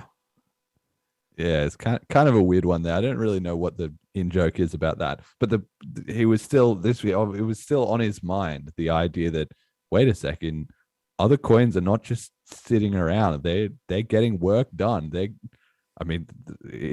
is accurate in the sense that yes, Roger Ver and these other Mark Falzon and whoever was in St. Kitts Sunny was just showing up and saying, guys, look, let me tell you about it. But that's the hard work on the streets that gets a coin adopted, like we talked about before, just face to face, one to one. Let me educate you on what's this about and why is it important and why is this coin better than that coin and all those stuff. And so for Samson, it's easy for him to be dismissing this as, shitcoin nonsense, but he can be as salty as he likes. The fact is it's still going on, and that's just his perspective. The exact same thing is happening in reverse, where he is doing that to El Salvador, or to other places. He's going and telling them, "Hey guys, this is Bitcoin. Listen to me, please. Get on board with what I'm on about." And just this whole scenario of all these different tweets, it was so fragile. That's what amazed me. I didn't realize that we're so close, like that BCH is punching above its weight this hard in terms of the market cap, because he got so upset. It was just one video that happened to catch his attention. That was it. That was all it took. I would have thought the first video he would ignore it, or the second video maybe he has ignored a couple of videos already, and this one's finally the one that pushed him over the edge. I think the phrasing is pretty important in the second meme there. The official delegation. A delegation of what? And what are we representing here? Peer-to-peer electronic cash? Well, I guess we're representing. Well, obviously we are representing people, but I think the idea is that official delegation, as though it's some kind of centralized VC type coin. But Yeah, BCH is not that, and that's what the years of getting wrecked in the market have proven. Because usually, if you have a coin which a VC buys 95% of the supply and they run it up the market leaderboard, and then the SEC gets involved, or the company CEO does a shitty job, or whatever the hell happens, and it all melts down into a disaster. Well, all the rats jump off the sinking ship, and that's the end of it. It doesn't survive the next market cycle. But BCH is clearly not that. It clearly is decentralized because it just keeps trucking along. There's no point at where it just blows up and falls apart and it goes away. It hasn't happened. Yeah. It would make more sense if the dude was like the other guy in the back there was a more recognizable Bitcoin Cash person. Yeah, but even exactly. knowing that, like, Roger hasn't been active on Twitter in over a year at this point, I'm pretty sure. Everything that he's been doing has been like on his own. So yeah, exactly. He's just been quietly putting in the work, and that's what this is all about. That narrative shift is that the BCH community got the message. I'm so glad that we finally figured it out, because there's no going back on this. Is we need to stop, complaining about the past and about this happened and that happened. It's also lucky that it's just been long enough now that the brands have diverged, right? Originally, BCH was still in the orange. It had the weird wings, but it was, tilted the same way, and the community wasn't sure and who was floating in and out and who'd picked a side and whatever. But now it's like it's Bitcoin Cash. There's still a little bit of when people say, well, how is it different to Bitcoin? That's when you kind of explain what happened a little bit. But it's like your opening line is, this is Bitcoin Cash, this green B looking up, bam, this is what it's about, right? It doesn't start with, let me tell you about Bitcoin and then let me tell you about Bitcoin Cash. No, now it's just Bitcoin Cash. I'm going to give you some cash like money, right? And that is starting to work. It's kind of magic. And so, yeah, obviously Roger got the message, and I think the whole community has, and that's been amazing. And that's why in the first 5 or 6 months of the show, a lot of it was about what was going on with Bitcoin BTC. And then there was a point where I said, look, things have started to change. I even talked about it on the Christmas episode, I think. And now now it's flipped. Now BCH is trailblazing and BTC is starting to sort of trail along for the ride. Certainly Samson is. And Shawgate's not even here yet. Yeah, exactly. So, so let's answer a couple of these questions from Alex Perenkin. I don't know if he's still in the chat, but he had these questions. I don't know if he was just trolling or whatever, but it's all actually relevant to the discussion. So when pump, well, we've already seen it. It's over, but we started to see it from last week to this week. BCH got a nice bump on this news, and there's going to be plenty more good news coming. So not really too worried about that. When Shardgate, well, like we've been talking about, that's going to be the May upgrade is for the bigger integers and the native introspection. I don't know, the bigger integers at least is in May, and then Shardgate is, Kui Wang said, by about September. So that's in the pipeline. When you fork, it's not happening. That's key. Is that I said when I started the show, I didn't think there would be another fork. I think people have got on the same page. There's been enough. If you want BTC, you want BSV, you want eCash, all those options exist. You can go and get involved with them. But if you want BCH, you've very deliberately picked BCH at this point, and there hasn't been any fork drama this year, and there doesn't look likely to be any. And that's great, because that's how the community is now, congealing and starting to fight as a team again, because it's not working out these internal problems, right? The only thing that I've seen that would give me an idea of a potential fork was the Bitcoin Unlimited folks being like, we want to, but that's not like, oh, there's a fork coming up and we're separating chains. We're going to create a new token essentially, right? So yeah, It didn't last very long either. It No. didn't. It was only like a couple days that was on the agenda, and then it was. I don't even know if they did it or not. It doesn't matter. It hasn't been a big story. yeah. Like, I'm going to be kind of arrogant here, but I haven't seen Bitcoin Unlimited do much in a while. well, they still had a bunch of Bitcoin BTC. That's what I never understood. They had some weird system where their treasury was like partly in BCH, but then partly in BTC, which turned out to be the right move over a long period of time. But at a certain point, they surely must just figure out, like, you know what, let's just dump all our BTC and just buy BCH. And But then it's got to go through a vote. Okay. Well, maybe they've got people, I don't know, blockading that or being pragmatic about it or whatever. I don't know. But I don't know. Just seemed like there was a few things that I was like, this just kind of doesn't make sense, guys. I don't know what you're doing. Yeah. All right. So next slide. Basically, and we'll be wrapping up the theme of all these topics. After all this salt about St. Martin's and about we're going to send people over to St. Martin's and we're going to then at this exact same time, Samson was landing in El Salvador to pump these or organize or whatever the hell he's doing with these volcano Bitcoin bonds, right? So he lands there and is like, never mind about these B caches and their stupid St. Martin. We're going to launch the volcano bonds to the world, which they've said on multiple times. It's oversubscribed. We've got 1.5 billion of capital coming in, blah, blah, blah, blah, blah. We're going to shake the global markets. People are going to be amazed, etc. But then actually immediately it turned into El Salvador postponing their Bitcoin bond. And apparently now they're not going to do it. This was going to be the big launch of all this stuff. They have some conference going or something in El Salvador. There's a bunch of them there, Max Kaiser, Samson Mow, whoever else. And that CZ is there. So I don't know, he's in the mix somehow. So that's actually pretty interesting. I'm sure he might be shaking it up a bit. But they were going to do this whole bond launch and now the bonds are off the menu. And there was sort of these various excuses and this has happened and we've got to move it back this year and blah, blah, blah. I don't know. Maybe it takes longer than they were expecting. A lot of things are like that, especially government bureaucratic things, especially of such a large financial scale. Who knows?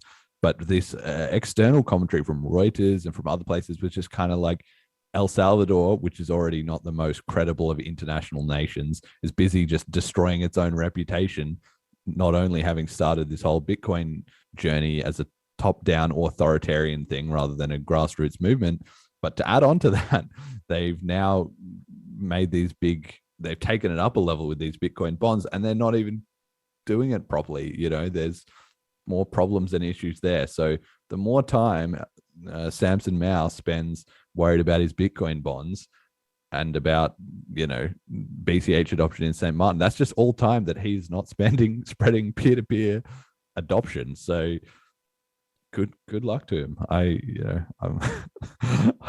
just think it's great. I just think it's great. He can worry about that.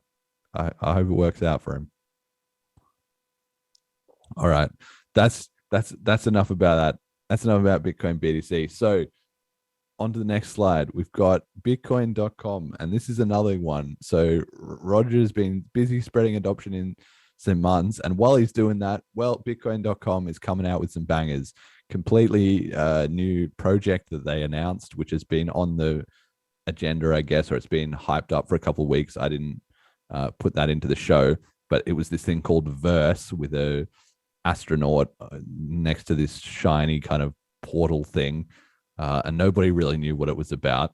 Well, they've dropped the details, so it's a new ecosystem token that will plug into their existing wallet and exchange. But as part of it doing the announcement, which was kind of a bit confusing because they sort of announced everything that they were doing, where half of it was stuff that they already had. So there was kind of a bit of a disconnect between, well, what bits of this are actually new and what bits are just things that you already have. But anyway, the point is that they have launched this new, or they're going to launch this new token. And as part of this token, which is going to tie together the wallet that they have and the exchange that they already have, they're also going to make their own decentralized exchange on Smart BCH. So they're going to add another competitor to MissSwap and to TangoSwap and Tropical.finance and whatever these other ones are.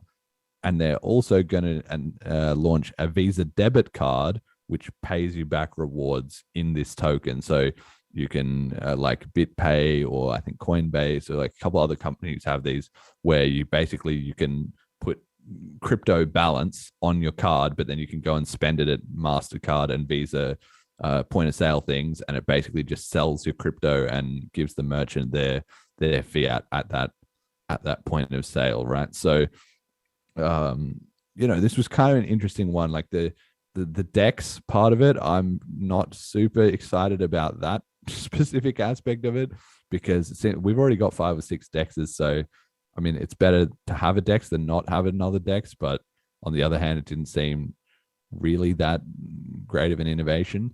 But the debit card, I like the idea of that, because we'll wait and see about the implementation. But I'm a potential customer of that for sure. Like, if that's an option where I can just load up a bunch of BCH and then spend it at these MasterCard merchants that I don't even need to hold fiat until, we can get a bit more peer-to-peer BCH adoption going, sign me up for that. That sounds all right.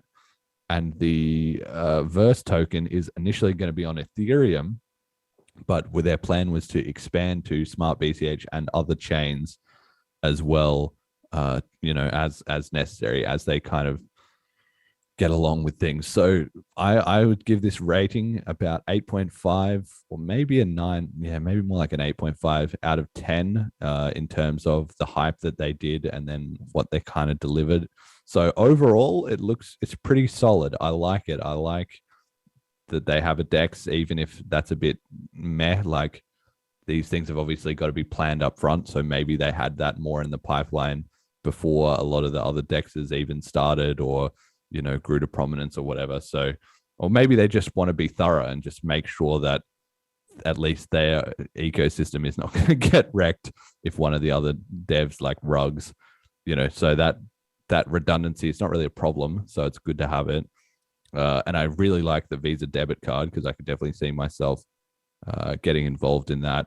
So overall, pretty solid announcement of stuff that they've been working on. The reason I didn't give it like a 9, 9.5 or 10 is there just wasn't any killer element to it that really made me think like, wow, that's awesome, which would have been something like, we've also hired a team of 10 specialists to parachute into whatever city and just start spreading, St. Martin style adoption there, or just something like that.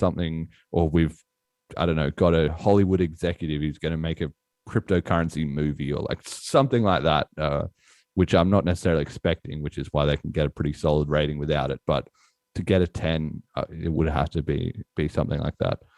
And overall, I think it's a very, very positive sign for BCH, because it just shows that the community is modernizing fast. Like, BCH was behind the 8 ball in terms of the community looking backwards and blah, blah, blah, blah, blah, all the like problems and internal tensions. But in the last 18 months, since the eCash fork, the approach has changed. Like, the community has realized, Insanity is doing the same thing and expecting different results. And what have we got now relative to Bitcoin BTC, which is still on its same old store of value, and they added Taproot? Well, we've now got Smart BCH. That's going to be coming up to its sort of 1-year anniversary. That's been running great. So we've got a whole EVM ecosystem going. We've got stuff like Bitcoin.com figuring out, okay, let's stop sort of banging the drum of BCH as the real Bitcoin, and instead let's start dropping some killer projects that help people make money and give people real reasons to get excited. And then as part of that, we'll get them, we'll what's it called? We'll Trojan horse them into the BCH economy. So I love to see that. And I just love that the company has obviously figured out we need to be one step ahead, right? We need to stop being a step behind, and we need to start being a step ahead. And that's what we're seeing from them. And I think that's what we're seeing from a lot of the ecosystem fundamentally. And so, you love to see it. I don't know. What were your thoughts on this big announcement? It's cool. I probably won't use it. I need to know two things first, and that is the KYC stuff, and then uh, is it gonna be like there? I've so many cards I've tried to get, especially when I first got into crypto, uh, and it's like Canada is a very low priority country, it seems. I think the crypto.com people, but as far as I know, they're also based in Canada, are the only ones that like have a working card. But I don't like this, like, we have a special token for our card. Like, just fucking give me Bitcoin Cash on it. Like, why are we doing it aside from, well, maybe to make some money as the company, but like, just when you form the transaction, add your percentage in there. Like, I don't know. Well, I It's don't know. cool, I mean, but I've seen a lot of stuff like this, and so far it hasn't benefited my life whatsoever. So for them to be different, in my mind, they have to either do something about the KYC requirements or make it much more available globally. yeah, I mean, maybe I don't hate as much on the whole token aspect. I agree with you. When I initially saw this, I also thought, like, come on, guys, do we really need a token? Like, can't we just- Another goddamn token. isn't that the whole point of this whole BCH aspect to it? You know, that everything, like Luke Pryor was saying last week, it's just all interoperable. It's all BCH. It's all going into one thing. Can't we just stick with that strategy? But I have to give them a bit of leeway on that because, like I said, it's about modernizing the ecosystem, and clearly the rest of the industry is going in that direction and obviously finding some success. That's why they keep doing it. So it does kind of make sense that Starbucks have Starbucks rewards points and so on and so forth, right? And Bitcoin. By the way, same thing, right? Sorry, Go on. those Starbucks rewards expire. I know this. I bought a Starbucks gift card with Bitcoin Cash and got a decent amount of points. And then I just got an email this week that was like, gone. You didn't spend it. Yeah, you didn't use them quick enough. Deleted. Yeah, that's the worst thing about those, and that's also why if you give people for their birthday and stuff, sometimes people give you like gift cards or whatever, and you've got to be careful about that because it has a 6-month expiry or a 3-month expiry or even a 1-year expiry. Maybe and then it starts charging a monthly fee. Like, it's just ridiculous. Yeah. So I mean, there's this token direction. I can kind of see it. I can't hate on them for going down that route because maybe it will be cool, maybe. And what I do like about it is that they're launching it on Ethereum, which, I mean, to be honest, who is paying all these Ethereum fees? Are they going to be paying Ethereum fees to use this Verse token with Bitcoin.com? It's funny. That doesn't make sense. Yeah, I hardly pay any fees on my actual Visa or my MasterCard. So why in the hell? What's the incentive for me to get this card? I think is the big question. Because I don't care about the token. I'm not interested in giving KYC to yet another company.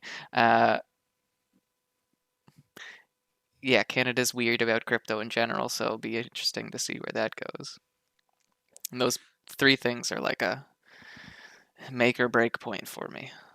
Yeah, but theoretically, though, the launch on Ethereum, I guess they picked that for a reason to add credibility or whatever. And then if that helps people to kind of see, I'm fired up about Verse for whatever reason, and I can use it.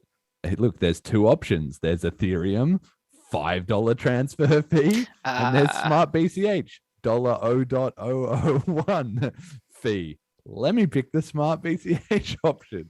I can see that soft sell, know. So that's where I'm loving this. Build it out on a worse off option so that in 3 to 6 months you can be like, guys, we've got this new cheaper that's the exact same thing. You put no effort into transitioning over. Exactly. Okay. Exactly. And then you get that's the same thing that Josh Elthorpe has been doing with his project. What's it called? Clementine's Nightmare. Clementine's Nightmare. Yeah, that's it. Yeah.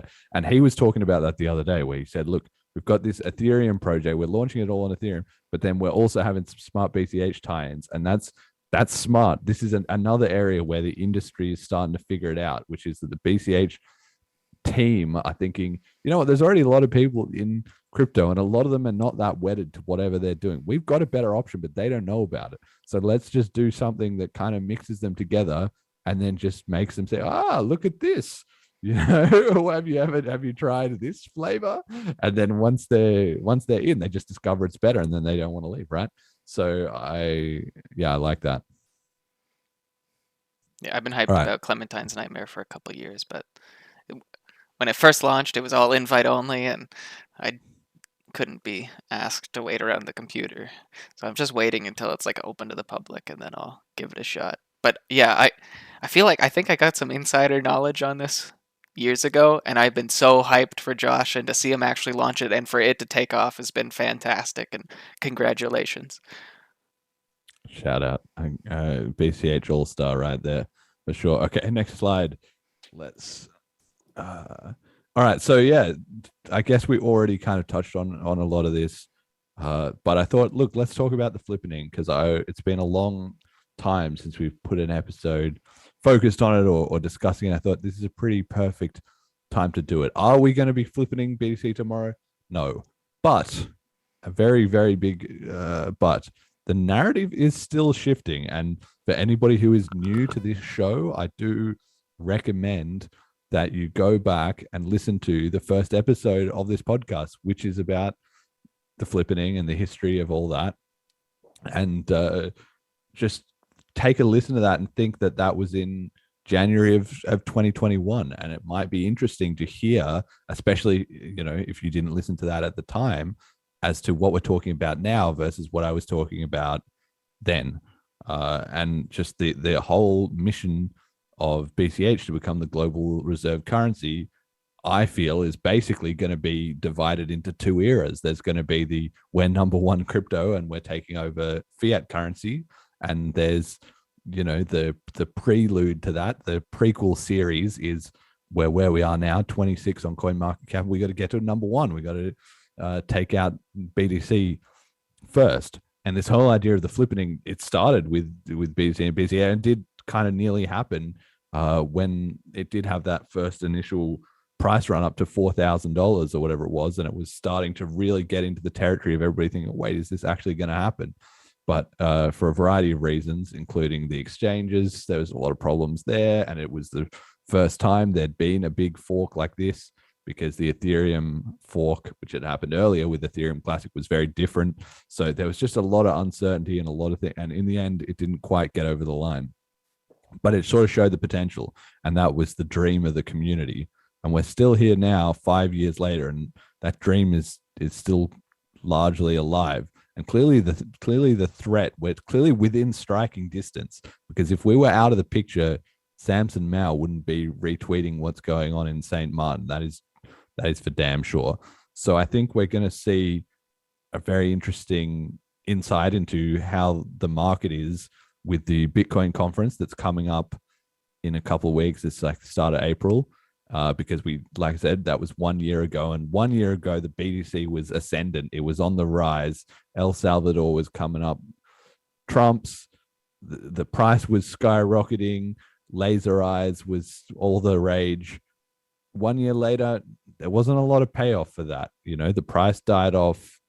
A lot of people sheepishly shelved their 100K laser eyes. 100K didn't come around. Adoption in El Salvador has been patchy at best. And the market has powered on with all the other coins. BTC hasn't really gained back a lot of dominance or a lot of clout in the market's eyes. But meanwhile, BCH has been doing pretty good. All the things we've talked about. Smart BCH has now been ticking over for a year. There's been no fork drama. Peer-to-peer adoption is starting to go on. And I think the content in the community, I think, is also sort of slowly starting to find its footing. There's this podcast, of course, but Mark Falzon, I have to give him a huge shout out. He's been doing a massive amount of work. Hayden Otto has come back from a bit of a hiatus, and he's been doing smart BCH content. So the kind of the foundations are being built together for a big surge or for a big change in momentum. Because if you aren't part of the BCH community and you don't know anything about it and you're not involved, and you think, well, what is all this all about? Why am I hearing about this? Maybe not this time, but maybe when Samson retweets us again in 3 months or in 6 months, there's going to be just a tipping point of the narrative where more and more people think, what's going on here? Why is this constantly in the in the news, right? If BCH was as irrelevant as Samson claims we are, with only 9 users, he wouldn't be tweeting about us. And yeah, people are going to get that idea eventually. So I really, really am so eager to see his reaction to that clip. Like, I think it'll be they might bothersome ignore enough. it, you know. Oh, I don't know, man. If he gets so irritated with Roger getting adoption, I think the co-opting of his narrative and his phrasing will be painful for him. And I think also knowing that he's had me blocked for so long. Maybe he doesn't know my face, but either way, it'll be a beautiful moment for me, personally. And I think... Well, yeah. I hope it's public too. Like, I hope other BTC folks see, first off, how ecstatic I am over the whole thing and how triggered he's getting. I think that, if people can read between the lines, will also be valuable.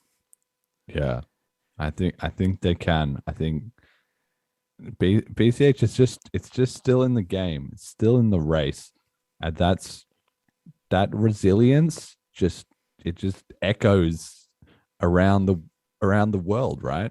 5 years after the fork is what we'll be coming up to in August.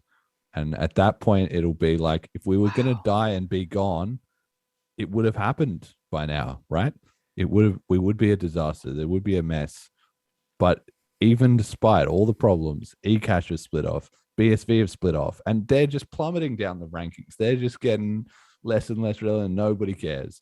But BCH is still in the mix, and even if there's 15 or 20 coins, that could probably get filtered out of the coin market cap and nobody would even bat an eyelid or notice, BCH is not one of them. So, yeah, maybe we're not, like I said, everybody should not be getting excited for flippening BTC tomorrow, but it all started January 23rd, 2021, and the flame is slowly starting to burn, I think. All right, cool. Next slide then. What else we got on the agenda today? Let's see. Oh, community comment of the week. Here we go. Full-time Bitcoin. Also in response to this kind of St. Martin's blah blah blah. That's the thing. Once one person gets going, it spreads around to everyone. It takes up so much mind share in all of the community. Like I was talking about with, if you're watching us, you're not focused on your own plan of attack. Well, this is exactly what happened. Samson started all this tweeting. This guy, Full-Time Bitcoin, said, if you ever want to feel really smart, go on /r/BTC for a few minutes. It's that exact same thing. If he's, whatever time he's spending worried about what's obviously valuable conversation is happening in our BTC, or he wouldn't go there even to laugh at it. That's the classic of the buttcoiner subreddit, is their whole thing was haterade. And 5 years later, 10 years later, who cares? They were in there laughing and jeering at us, but crypto has just kept powering forward and they look like idiots. The longer it goes on, they just look stupid. And if this guy is not reading /r/Bitcoin, he's reading /r/BTC, well, then maybe we're not so stupid. Actually, if we were so stupid, he wouldn't bother. I barely check in on our Bitcoin. So it's just that Streisand effect kicking into gear, and once again proving that it's nothing like the tiny little fish that's out of the race, like they constantly say it is. If you're smarter than us, you don't need to say it. It would be self-evident, but clearly it isn't. All right, next slide. Oh, here we go. This will be a good one. All right, meme of the week. This comes from Real Boss Baby. Let's get this clip going. All right, everyone have a listen to this one. TikTok clip, which went viral on Twitter a little bit as well. Okay, first serious piece of financial advice I'm going to give you, minions. Bitcoin Cash. Why Bitcoin Cash?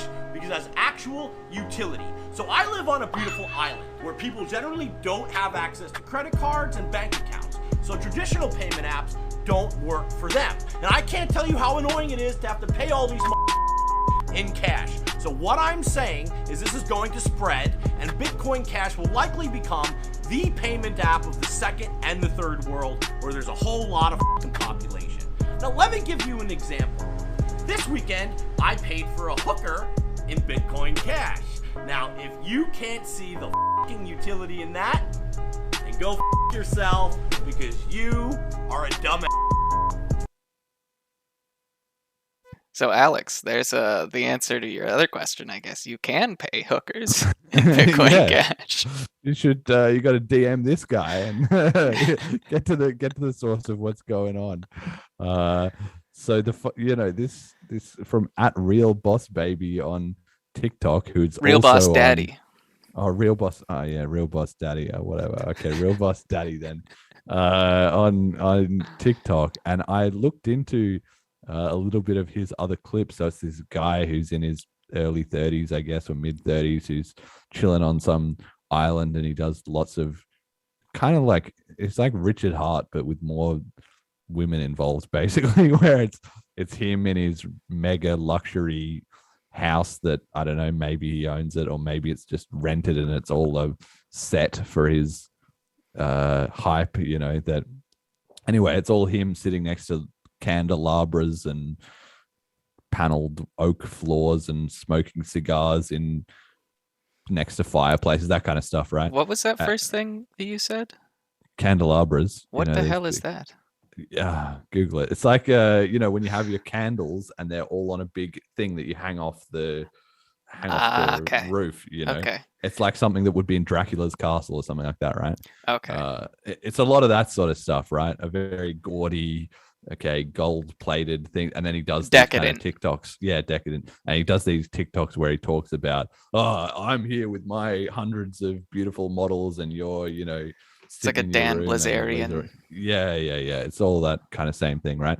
And so he made this one about Bitcoin Cash. Now, there's a few interesting angles to this. Firstly, I found it hilarious. I thought this was really funny. But secondly, I also thought it was very true.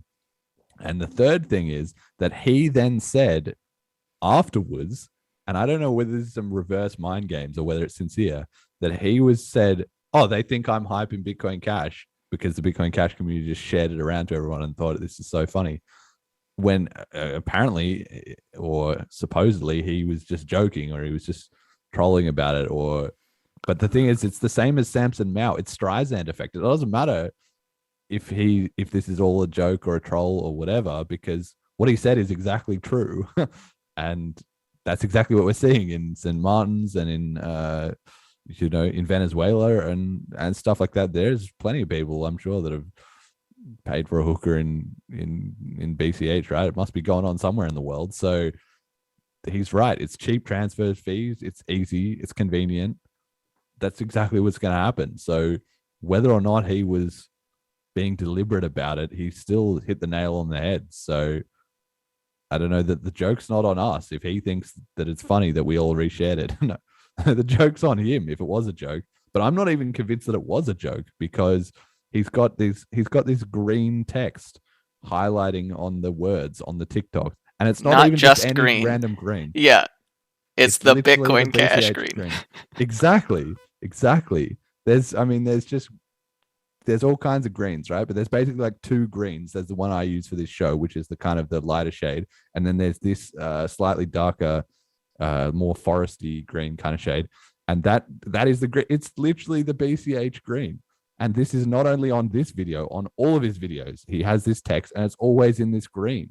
I feel like maybe he has bought a whole bag of it and then started, pumping out these videos, and it was all a long con so that he could get to this point of hyping Bitcoin Cash. It just seems like that's what's happening. It's Bitcoin Cash. Why wasn't it some other coin? Why wasn't it and using Polkadot or something? That Lil Windex beat in the background too, like, oh wait, hold on, am I screwing that up? Was it? No, I don't think it's the Lil Windex beat. There's some song that he uses in all of his other ones. I reckon. I think it's probably. I feel like it's like a Joyner Lucas beat. Maybe I screwed that up. I'll just stop right now before the music fans come after me.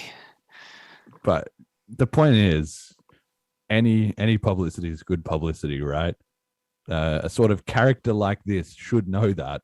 And certainly if you're hyping up BCH to his 30,000 Twitter TikTok followers, I just, when I saw this, I just thought this is exactly what we want, which is, I've never heard of this guy.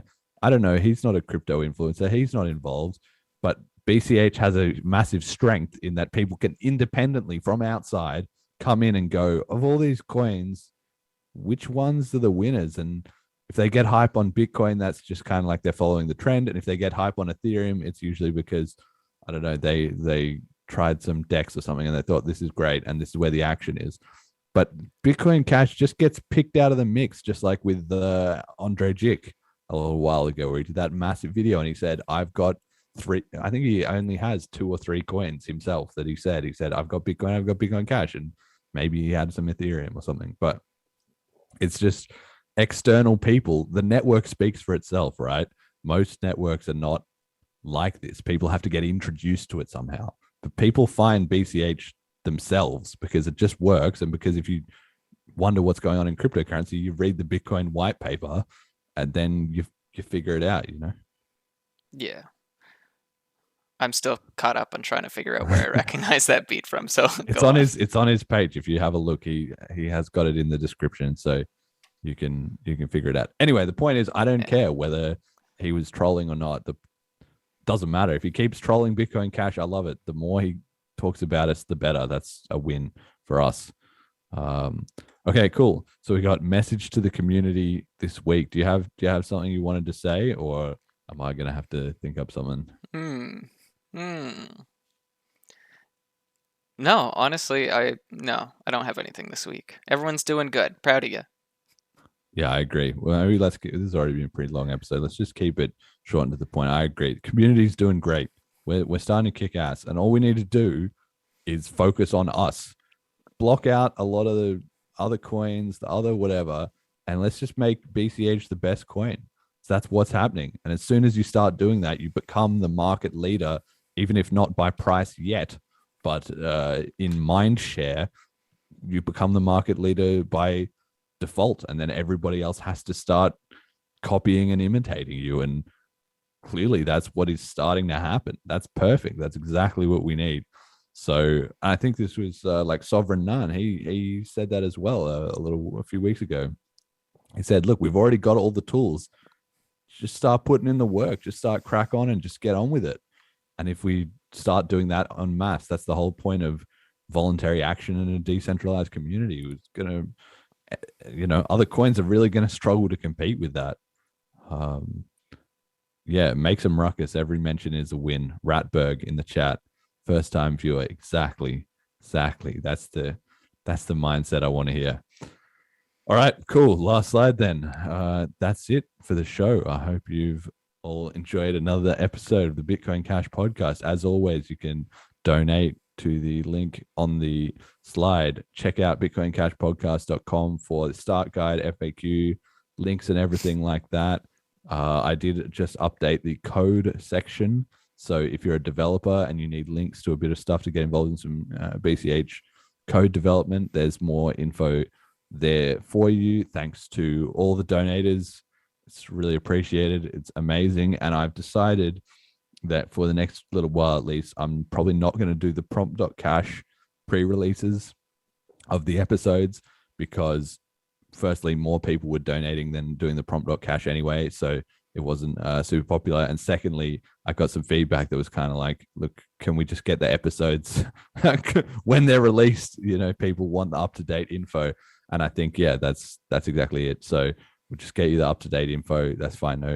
No big deal. I mean, the people who are doing on prompt.cash, maybe they'll donate anyway, or whatever. So that's fine. Yeah, but thank you to all the donators. Thank you to my one Patreon as well, Ricky, and the shout outs for the show this week for me goes to Hiroto, who wrote into the show. He was a regular listener and he gave me some good feedback, and yeah, thanks. I was really happy to hear that. And he said he really likes the episodes with no guest, where it's just Jett and I talking through the BCH stuff and the community stuff and everything in detail. So that's one there. I hope you enjoyed it. And definitely, I do like to mix in. I like that the show has a bit of a balance where we have a variety of guests from inside the scene, outside the scene, more involved, less involved, and then some where it's just, well, let's talk about what's actually kind of going on without getting too off the beaten path. So that's it. And also shout out to Samson Mow, because we're coming for you, buddy. You can ignore us or you can rage about us on Twitter, but neither is going to be effective. Jett, any final shout outs? Shout out to Josh and Poxed and Jim Friend. Okay. All right. You know who you are then. That's it. And until next time.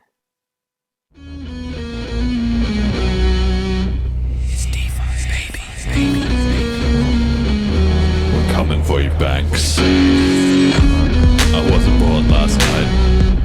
I know the money ain't right, but I was coding up the future last night. You were busy hating with your stupid friends online. Let the Federal Reserve stealing paychecks straight out of your purse. Today they got $1, tomorrow got 9. Your savings are in dollars and your value in decline. Google it. Knowing Federal Reserve, Pentagon burr, but it seems that you ain't heard. Nervous, cash in the bank now, where you think it goes? Stupid little fuck, you trust the government shows. While the rich banks rob